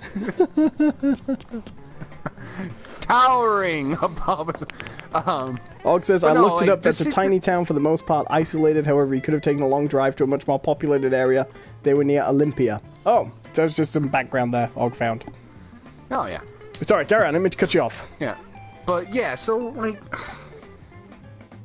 to see him do that, like, make the Pocahontas claim, which, you know, anyone within power should know right now that all these old, like, stories are very hotly contested, you know? Like, Pocahontas wasn't a, you know, 22-year-old Native American princess who saved John Smith from being killed and brokered a truce between the English settlers and the native peoples. No, she was like a 12-year-old girl who was like taken from her home and a victim of like sexual assault and rape. Right. and that's a real story. So to throw around that term, especially in reference to like Elizabeth Warren, for fuck's sakes, like when it wasn't even like a press conference. It was a ceremony to honor Native American people's contribution. And the only reason he did it as well is because it made such a stink when he called it that last time. He just wanted to remind you that he did it. He thought it was clever. Right. And he just wanted to remind you all that he'd done it before, Oh, God. Yeah, it was gross. He's such a nice president, your president. Ugh. Honoring Indian, he had a vision quest. Thank you. Did you have a vision quest? Birthday. Yeah, it was my 21st birthday. Was it fun? No, I got trash. I was joking. No, vision quests aren't a thing. Look, we're not Native Americans. As white people, it's our responsibility to ask you lots of cliche, dumb questions. Alright. Now deal with it. And make with the ethnic charm. Sorry. I promise I was kidding. Like, she got real quick.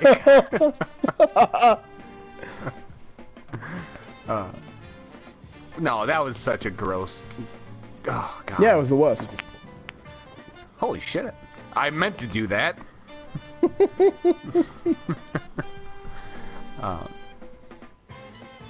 Yeah, no, like, back to your story with the lizard people.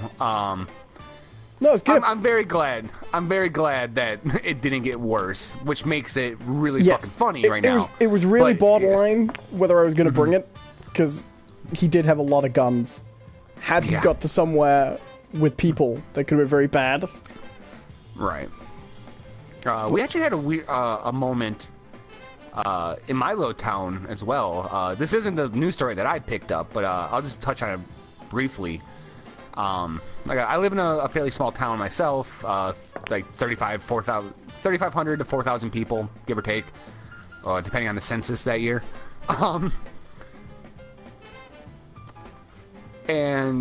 But it's a big enough town to have ostensibly neighborhoods. Right. And there's a section of town that everyone calls the Grove. It's an area right down by the river that runs through the town, and it has kind of a bad reputation. There's a lot of substandard... I don't want to hear about your bad reputation. It seemed like a good opportunity. That was never going to come again. It's not a great neighborhood. They're not to say everyone who lives there is bad. There's some really nice people. I used to live down there myself. And I never had any problem when I lived there. Is it your, like, goal to alienate and upset every local landmark via the internet? Oh, is this where Murphy's Pub is as well? No. Not far away, a couple blocks. Is this a whole part of town you can't go to now? No, the Grove is fine. Like, the Grove really is fine. I'm sure they'll be pleased for your endorsement. But next time you go there, that'll be on a sign. The Grove is fine. Jonathan Cadotte. Cadotte. I'll put up that sign myself. But, and they'll be like, who is this guy? There's a disc golf course down there. There's a brewery. It's nice. But, so, what happened, though, is that a guy... I don't know exactly the details. From what I understand, though, he was... From what people have said, he was on some drugs. And he started making threats to his girlfriend and their kids or something like that. And the cops were called, and he holed himself up in his house with a bunch of guns. As you do. Yeah. And it kind of became a thing. They essentially locked down the whole neighborhood, got everyone, they went like house to house, and told people, you need to leave, like, get out of this area. Like, and they wouldn't let people go home who lived in the area. They basically just quarantined the whole area, and then the guy So here's a question. was live streaming the whole thing too. Of course. Was he going, please like and subscribe? We have a subscriber goals, folks. If you keep going, I'm blasting my way out of this. Great. Who wants? All right, we're taking a roll. We're gonna go out the front door if we get 30 subs. We're gonna go out the back door with the machete if we get 30 likes. Oh, that's terrible. But it did end peacefully. No one was hurt. So I've got to ask, right? If the police come to your door and they go, okay, there's a guy in the neighborhood, right? He's got a house holed up with guns, right? He might start shooting at any moment. We need you to exit your house, walk down the street with us, like past the house. Like, all right, come on, team. Hey, wouldn't you just be like, you know what? I've got a basement. I'm gonna be down there. Like, have fun. You know? Right. It's like I listen to this podcast called Sword and Scale, and it's a true crime podcast, right? Shit. And occasionally they have like 911 calls from the scene. You know, they'll put them into the show. You know, like, and you can hear the people reporting whatever crime they're talking about, right? And there was one, and it was someone reporting a shooting that had happened in the street outside the house. The overall story was quite interesting, but the 911 call was, I don't even know why they bothered putting it on. There wasn't a lot of information, you know? But there's this guy, and he's saying, okay, so there's someone on the street, and they've got a gun, and, oh, I think someone's been shot, and the 911 operator saying things like, you know, ambulances are on the way, just dead. And then the 911 operator goes, can you see him now? Can you see how many people there are? And he goes, oh no, I'll go take a look out of the window. Are they still in the street? And I'm like, hell no, I don't know. I'm inside my house with the walls, and they're not seeing me. You know, that would be my response. Like, fuck you. When the police get here, they can check how many people they are, you know? I can tell you about my wallpaper right now. You want to hear about that? It's pretty nice. Ducks. But the amount of times, because it's on the show quite a few times, you hear people go, I don't know, I'm looking, I could see one man with a gun, and I'd be, like, I phoned 911, but I'd be like, yeah, I'm currently out my back door, driving a motor lawnmower through 3 hills, like, you know, I stole a vehicle. Get away. Call me mint sauce, because I'm on the lam. We're sending police to apprehend you. Apprehend me? Is someone else calling 911 asking about my information? No. I'm gonna try something interesting. All right. So I have a story as well. I'm just gonna bring it up, and mine is not quite as crazy as yours is. It's a little more lighthearted.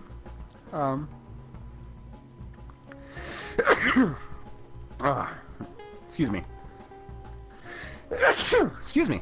Damn allergies. All right, I'm gonna take my shots here, and then I'll get on with the story. But this one's interesting because for such a small incident, it definitely got picked up by by some bigger outlets. Okay. So this is actually from the Washington Post, which is a really big newspaper in the United States, one of the bigger ones, which has a very interesting tagline, by the way, too. It's the Washington Post: "Democracy dies in the darkness." Like, is that your goal? Or is that is that a warning? Or I don't. Anyways. A Wisconsin man got locked in a walk-in beer cooler. He had everything that he needed, police say. What, except warmth and freedom? Let's see here. 10 minutes to midnight on Tuesday, Jeremy J. Van Ert stepped into a walk-in beer cooler at a Quick Trip convenience store in Marshfield, Wisconsin. When the doors locked behind him at midnight, he decided that rather than shout for help, he would just camp out, police say. All right, as you do. I'm gonna take my shot here. I don't know if I can do this.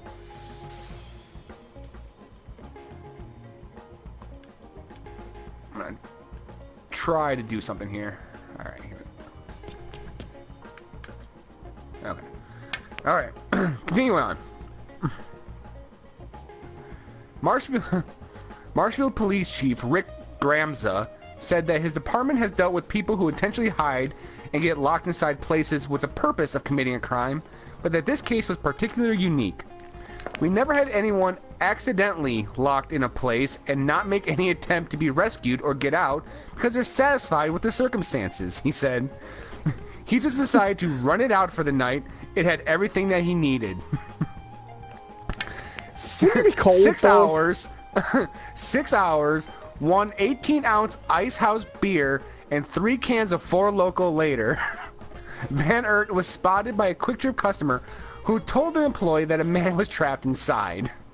So this guy gets locked inside of a beer cooler. And apparently it's not shut. There are still customers and, No, it's a 24-hour store. Right, there's still people around. Right. So he's in there for 6 hours and decides that he's just gonna drink it. He's just gonna drink. Alright? Mind you, 6 hours. Like, he didn't drink a lot in those 6 hours. No, he didn't. That's the weird thing. Like, if I've made this commitment that I'd have been inside of a beer steamed cooler. when they got me out. Oh yeah, I would have been so fucked up. And you've got to imagine, if he was drunker, he'd have got away with it more. Right. And it would have been much more, oh, well, look at the poor lush, Right. Right, if you come out relatively, just a little bit merry and like, well, I just decided to steal your beer. It's a bit tougher. Here. When the doors unlocked shortly before 6 a.m., Van Ert, 38, made a beeline from the beer cooler to the door without any attempt to pay for what he had consumed or broken. Can you imagine? Overnight, Van Ert had knocked over and broken 3 30-packs of Busch beer. That's the best bit. He drank like 3 bottles, and he broke 3 30-packs. That's the best bit.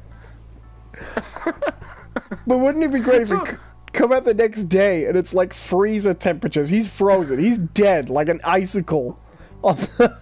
Died of exposure, having only drunk 3 bottles of beer. Little note left behind like, worth it. Right. At that point, everyone's like, what a dumb bastard.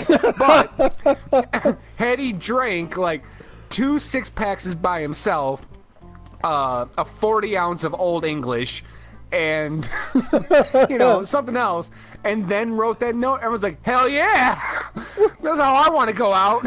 Who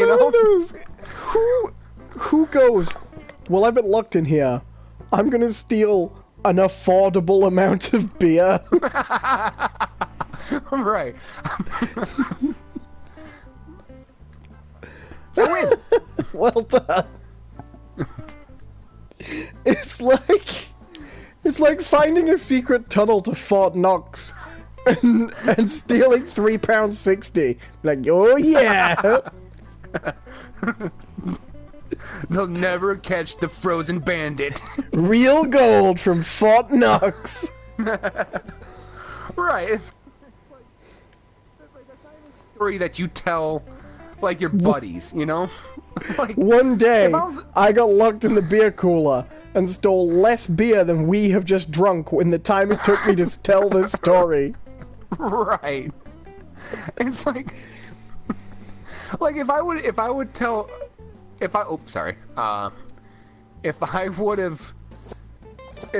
done that and told my friends, like, man, you guys won't believe what happened. So I get locked in this beer cooler, right? All right, no, get this, all right? Shut up, I'll tell you. I drank 1 Ice House Tall Boy and 3 Four Locos. They would punch me. They would have punched me in the fucking face. They would have called me a pussy and punched me in the face, right? And I would have deserved it. I would have deserved that, all right? Now, you go in and tell that same story and be like, yeah, I fucking knocked back one of those 30 packs of Busch Light, pissed in the corner, threw up, sent a bunch of drunk texts, telling these girls that I thought were pretty that, hey, I'm locked in a freezer quick trip. Why don't you come over and we'll bang in the beer cooler while we drink a bunch of spoon. You know, that's a story, right? That's a goddamn story. Not, oh yeah, so I got locked for 6 hours and I got a decent buzz. I got a little buzz. No one cares. No one cares at that point. Like, you deserve to go to jail. Like, not for what you stole, but because that's a terrible fucking story. Does it really count as being trapped, though, if you could have just been like, hey, at any time, like, hi, you out there. Yeah. Hey, 30 people who just haven't seen me yet. Oh, trapped in the beer cooler. Oh, no. Oh, no, this might be how it ends. But thankfully, Seriously, I got though, this Four Loko. I will say this, though, like, congrats to him on spending 6 hours in a cooler. That is, like, uncomfortable. Mildly irritating, I'm sure. Cold. It's like a refrigerator. Yeah, that was it's the like joke. 32. Discomfort. Yeah. Right, like, I mean, Wisconsin's pretty cold in the winter anyway, right? Like, it's probably colder outside in winter, right? Yeah, absolutely. Maybe that's why he stuck it out. He's like, well, fuck. It's pretty cold out there. This ain't so bad. Like, yeah. Nice chill beer. Like, oh, my beer's warm. They're selling warm beer. That's why he didn't drink more, right? It wasn't. It wasn't this beer I'm appetizingly stealing cool isn't enough. up to my standards. They keep all the craft beers outside in the in the section for paying customers. But yet they leave us poor trapped assholes with this piss water. Just I have like a room for like 6 bottles of this shit. I'm James Van Ert, and I refuse to drink substandard stolen alcohol. All right, I'm 38 years old. All right, I'm not a college man anymore. I'm not a young man. I'm not drinking. I've got some standards.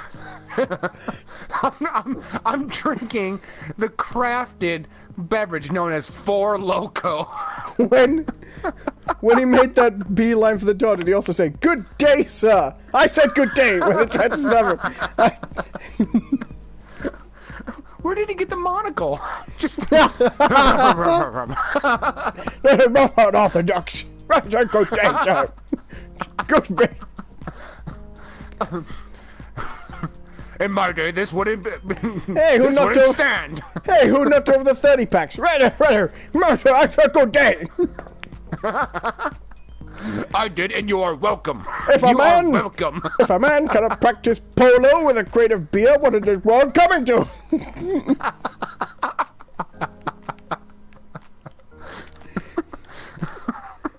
I fought in the Great War for the freedom to practice polo with beer cases, and you are suggesting that I cannot? Which no, war, sir. Which no, war is sir.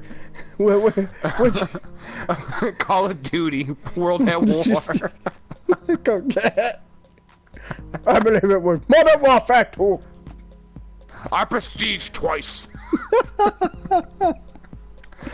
Harumph. No, most unorthodox. For some reason, he's wearing a cummerbund too. Just flips up and rolls up. And the little, like the Mr. Pringles mustache.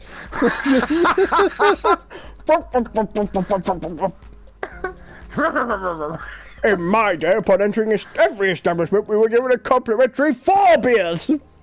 I was merely taking my cut. Hey, Org, alright, calm down. It says it was Miller High Life. It was up to nobody's standards.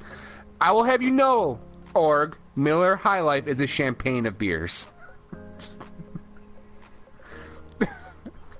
That's their tagline. Miller High Life is the champagne of beers. Although, you can get some pretty cheap-ass champagne, too, so that's not really saying much. Do you think No, Miller High champagne? Life is not a good beer. Do you think champagne is saying we're the Miller High Life of wine? That's the new But I will say- tagline.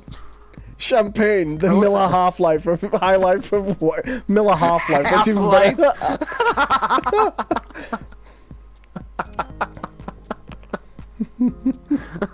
Champagne, the head crab of... The head crab. The Gordon Freeman of disappointing beers. disappointing beers. Look, Miller High Life, I'm not mad. I'm just disappointed. I expected better out of you, son. In many ways, this is the Mickey Rock of analogies.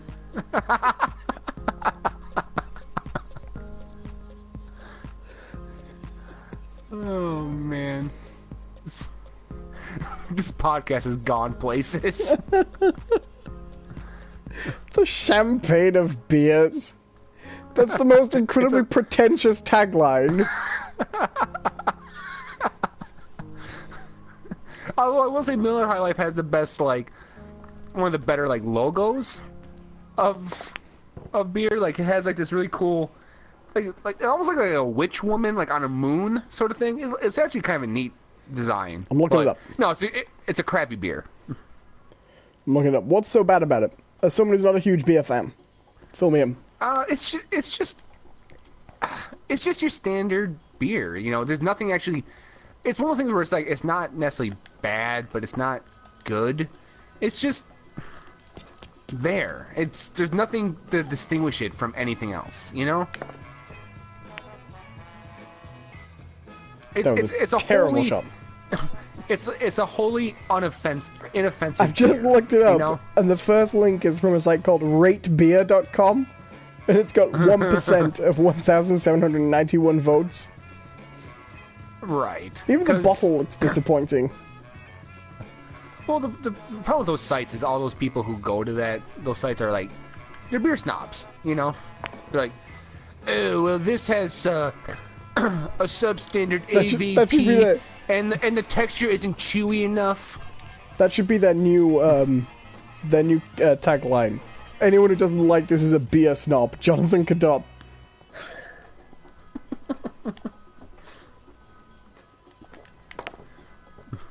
There have been beers who actually have advertised like that.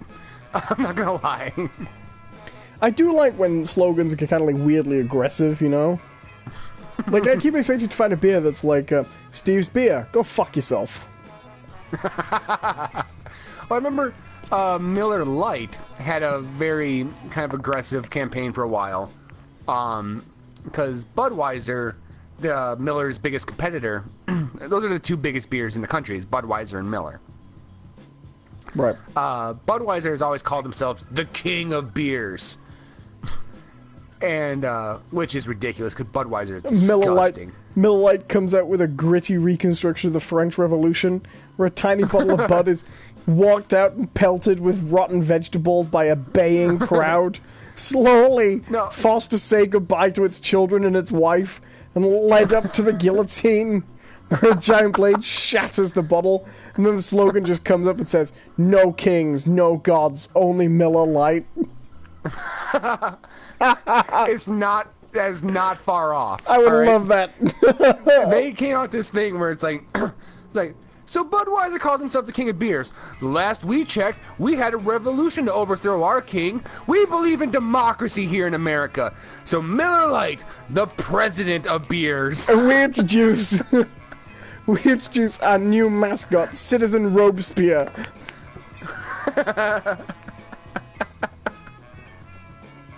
But yeah, they went on this whole thing where for a while where Miller Lite was the president of beers.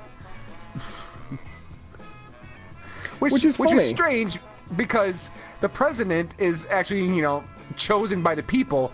People don't self-appoint themselves as president. If you did, that's still a monarchy. You know, like that's still totalitarianism. Right, it also suggests that presumably in the United States, if that's the form of government they're choosing, it can only be leader of all beers for a maximum of 8 years. Whereas Right. Budweiser is going to be head of state of the beers until it has a child. Right, and every version of Budweiser that comes after it will then also Be inherit the king position. of beers. Yeah, as soon as you start making this analogy, there's nothing but problems. Right. It's, like Budweiser got you beat, man. Like, ugh. But I mean, I like fair. the We idea only that- keep around the king of beers for tourism money.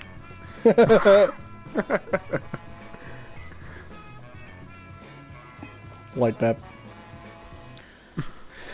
I want to see that advert now. I want to see the Miller advert where they wheel out a tearful bottle of Budweiser and execute it in front of its family. Right. It's like I'm not an aristocrat. I was just a seamstress. I was just a A seamstress. seamstress. Well, that's a pivotal moment in Tale of Two Cities. If you didn't know. I didn't know, but I still love the idea of Bud Light slaving away at the spinner's wheel. Budweiser. Betrayed by a trusted ally. Cause. And Actually, Coors and Miller are owned by the same company. well, there you go. Bud thought Right. Cause was his friend, but actually he was working for Miller all along. Miller Robespierre. Miller wrote, yeah. Who insists that he's just a Miller. It's a great beer terror. Oh. No one's safe. Schlitz, you're done. Pabst Blue Ribbon, gone. Just anyone who was a beer And it all before Miller began- came on there. And the Budweiser family used to be a humble family, but then they kept pretending they were Czech aristocracy.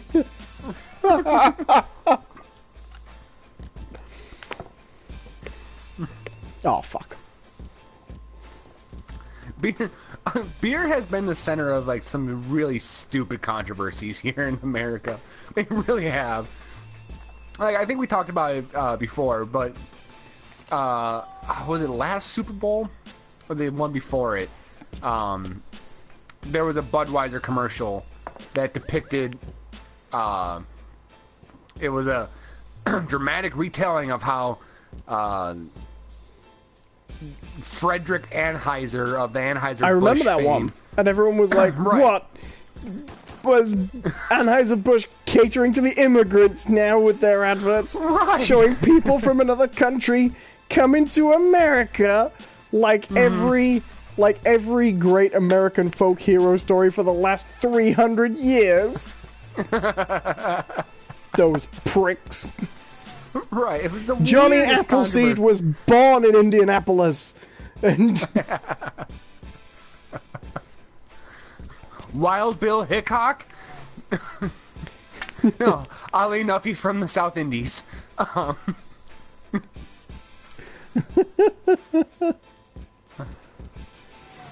I have it on good authority that George Washington was from Atlantic City. Word on the street is Paul Bunyan was Canadian. No, not Paul Bunyan. Well, this goes back, like, beer advertising always has trouble. Like, those Bud Light adverts, they were originally like, real men of heroes, weren't they? And then after 9/11, they Yeah. were like, we can't put the word heroes in a non-9/11 related Right. thing. So yeah, it became Real Men of Genius. Yeah, Which doesn't really work, but fair enough. they're still funny. Those adverts are great. They should bring those back. Yeah, Real Men of Genius. See, here, we don't have Bud Light, so here, those were actually just Budweiser ads. Weirdly. Right.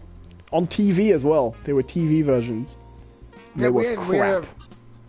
the TV versions didn't really take off here. Those were mostly radio ads. I don't think it works as a TV ad. I think it works No, it better doesn't. audio. Yeah, to have your imagination carried along. Like, Right. did I hit the wrong? Please tell me I didn't hit the wrong ball. God damn it! My favorite one of those is still Mr. Homemade Pontoon Boat Maker. Turn on the blender, put on some music, throw up some tiki lights, and what have you got? Too much electricity on the open water.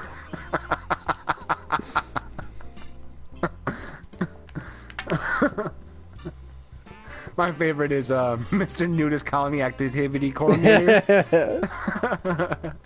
You, sir, know how to balance between trampoline time and volleyball and other things that have lots of jiggling. But you say no to lawn darts. I like Mr. Garden Gnome Maker. And what says welcome to our home like a dwarf in the bushes?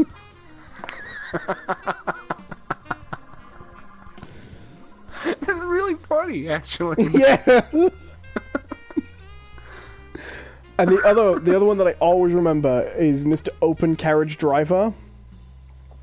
And it says, you start your day with a tip-tip and a cheerio, which is odd because you're from Brooklyn. Nobody knows the courage it takes to ride the New York subway dressed like a foppish dandy from the 18th century.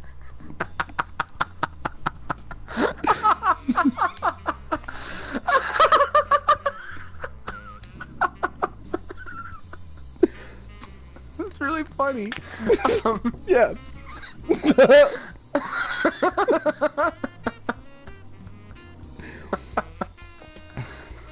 And I think the final line is, so take a salute, because when you say giddy up, we say whoa.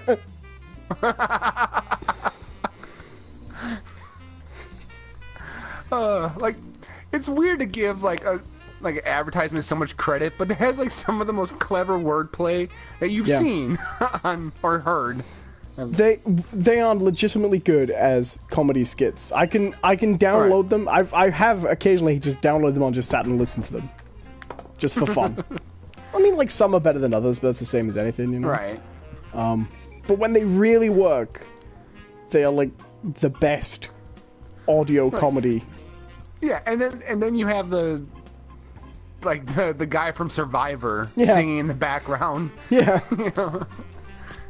Mr. Really Proud of Texas Guy. Yeah. Really Proud of Texas Guy. It's a good one. Most people know their state's capital, but do you know your state's bird, song, and... Oh, the funny thing is I actually know Wisconsin's state flower, bird, and song. Because our state song is so stupid. It's the state song is literally called "On Wisconsin." Does it mean like forward Wisconsin, or like we are on Wisconsin right now? That's it. Welcome to the good ship, Wisconsin. Oh man, the other one I like is Mr. 30-hour sunblock wearer. A day is 24 hours. You are wearing 30-hour protection. If the sun fails to go down, you're covered. That's really good. So, we should take this time to talk about some future plans. Oh yeah? So as you know, now I'm leaving this open to you. We do have a tradition here. And those aren't biscuits. Yes. That once a year we do a drinking show. Yes, where we do. me and Owen drink. Now because I'm going to be gone next week on our show. We won't be able to have a show. I'll be out of town. Well, you won't be able to have a show with me. If you want to set someone else up, that's fine. But we only have one other show then for the year. Right. Well done. How many balls can I miss in one shot? Oh, wow! Right at the end there. I didn't even see the green yet. That was amazing. Isn't that how you play this game? I win, right? I won. Did you want to try? Did you want to try to make it for that our Before last show Christmas? of the year? Yeah. I'm not fussed. I don't like if you want to do it when you are back and we're onto a regular schedule again. That doesn't bother me because it's always been kind of a rough timed thing, you know. I mean, the other question is, do we want to do it at all now we're doing these live? Because that could be potentially hazardous to our careers. I think that's what makes them exciting. Okay. Well, why don't we do it after Christmas? We'll do it for New Year. Okay, well, I don't think it works out that way, does it? Well, not necessarily in terms of definitely on New Year, but let's do it the one after Christmas. Okay. Let me bring up a calendar here. After I take my shots.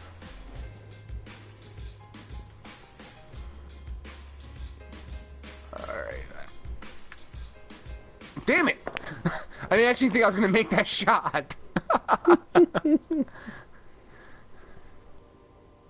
Alright. Play on, player.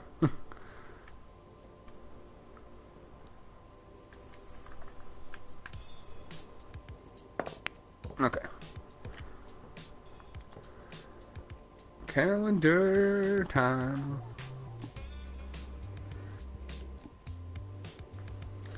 Okay, because it is the 9th today? Or no, it's the 3rd, excuse me. Okay, so we actually have... oh no!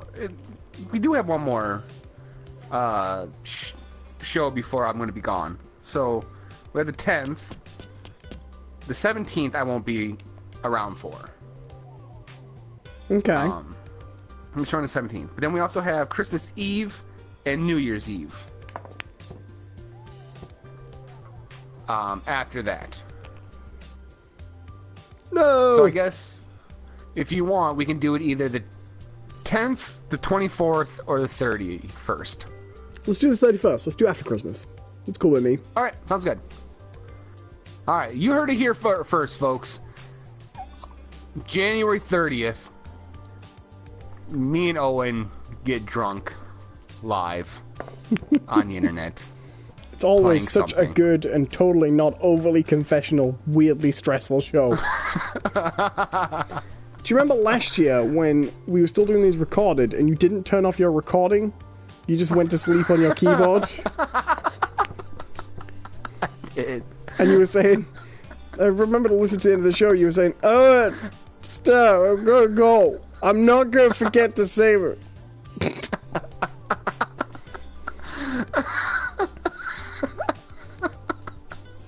At least one year we got into a very drunk I love you circle. I remember that. Oh, did we? Yeah. Well, 'cause I remember the first time we did the drunk show, it was like completely by accident, wasn't it? We said we'd drink, but we didn't say we'd get drunk. Right, and we just got drunk. Yeah. It was brutal. Mm-hmm. I've actually been trying to prep myself a little bit for it. So I've been having a drink every time we've done this show now. At least one. Like, I don't drink all year round. The reason I want to do it after Christmas is because then I will have had at least some drink over Christmas. So I'll be like, okay, I'll be ready. So when you're trashed on Christmas Eve and your family's embarrassed of you and your girlfriend doesn't want to talk to you and you've made a whole mess of things, you flipped the table, you ate everything off the relish tray, and you go, "Why, Owen? Why?" It was preparation for my job. Yeah, I'm deducting all this on my taxes. The least job bit of my job as well. Like, this is mostly fun. Right. So I've been thinking lately about possibly resurrecting the podcast show, or doing more shows. I think we need to start doing more shows on the channel. The Simpsons thing was supposed to be a practice thing for it, but you won't fucking watch the show, fool. I'm sorry. It's a lot to ask, man. I didn't think it'd be that bad, but I didn't realize that every season of that show is like 23 episodes. That's why I originally suggested just doing a couple of episodes a fortnight. Like, that's what I was gonna do. Like a long-running show where we just watch a couple of... You never suggested that. I did! I suggested we just do it... I was gonna suggest, like, a season a week. I was suggesting, well, like... if that's the case, we could do that. That's what I wanted to do! Okay, well, you failed to communicate that properly to me. I said we should do a show where we watch all the Simpsons, right? I didn't say all at once. All, like, 340 episodes, or however many there are these days, playing on individual displays. Well, okay then. I'm down with that. Let's do that. I don't know how you got the impression that's not what I meant. I don't know, man. I was thinking, like, we do maybe a weekly to a fortnightly show, and we cover a couple of episodes at a time. But you were like, we could do a season. I reckon we can get a season done and talk about it in a week. Well, and then I'm when we thinking did the of, first normal shows that have, like, 15 episodes a season, you know? And then when we did the show, you were like, right, we gotta get through this. 22 episodes, come on. No time to discuss them. It was good. That was good. That one was bad. This one was okay. That one depressing. Let's go. Boom, boom, boom. Military precision. All right, we should probably finish up, I reckon. 2 hours, 15 minutes. Oh, yeah. Yeah, it's a good one. I enjoyed that. Yeah. We had fun this time. We had fun, everyone. Well, do you want to do the Simpsons show like that? I don't mind changing. Yeah, we can do it like that. That's no problem with me. And then we got a hell of a buffer, because we got to go record the early ones again. We just split up the old one. You know, the first episode we did. Yeah, and then we'll have a bit of you going, yeah, we don't want to talk about that one. We don't have time. That was this week's show. Bye! No, we would have to, if we did that, we would have to re-record. We'd have to start from the beginning. But that's fine, because I haven't done anything with that episode. Oh, that's fine. You want to do it like that? I definitely think we need to start running the channel more like with joint shows and stuff. Mm-hmm. Making like a joint channel. Yeah. We talked about that before. Yeah. Who's got the time though? Fucking hell. But yeah, to make this more of a reality, everyone, we need you all to subscribe and like and comment and interact with the show more. I'm putting the pressure on you. I need you guys to go out and expand our audience because we've been trying. 2 subs today. Wow. Okay. Cool. That's a really good job for us. But we can't stop there. We gotta keep going forward. We have sub goals. We have an ultimate goal of doing a 24-hour live stream for charity that I absolutely want to do. It's something I'm really, really passionate about. I want to get it done. But we need you guys to help out. So go do that. If you haven't subscribed, subscribe. If you haven't liked, like. If you haven't shared with your friends, share with your friends. It's that easy. Do it. Do it. It's my contribution. But other than that, thank you for listening. This has been Those Aren't Biscuits. I've been one of your hosts, Jonathan Cadotte, and with me, as always, has been Owen Adams. Where can they find you, man? By going to my YouTube channel at youtube.com/Owen Adams. Awesome. And you can find me on my personal blog, which is johncperson.wordpress.com. Or you can go to my Twitter, which is at johncperson. Follow me. I tweet sporadically. And we have a good time. Thank you for watching. Bye-bye. Until next time, have a good one.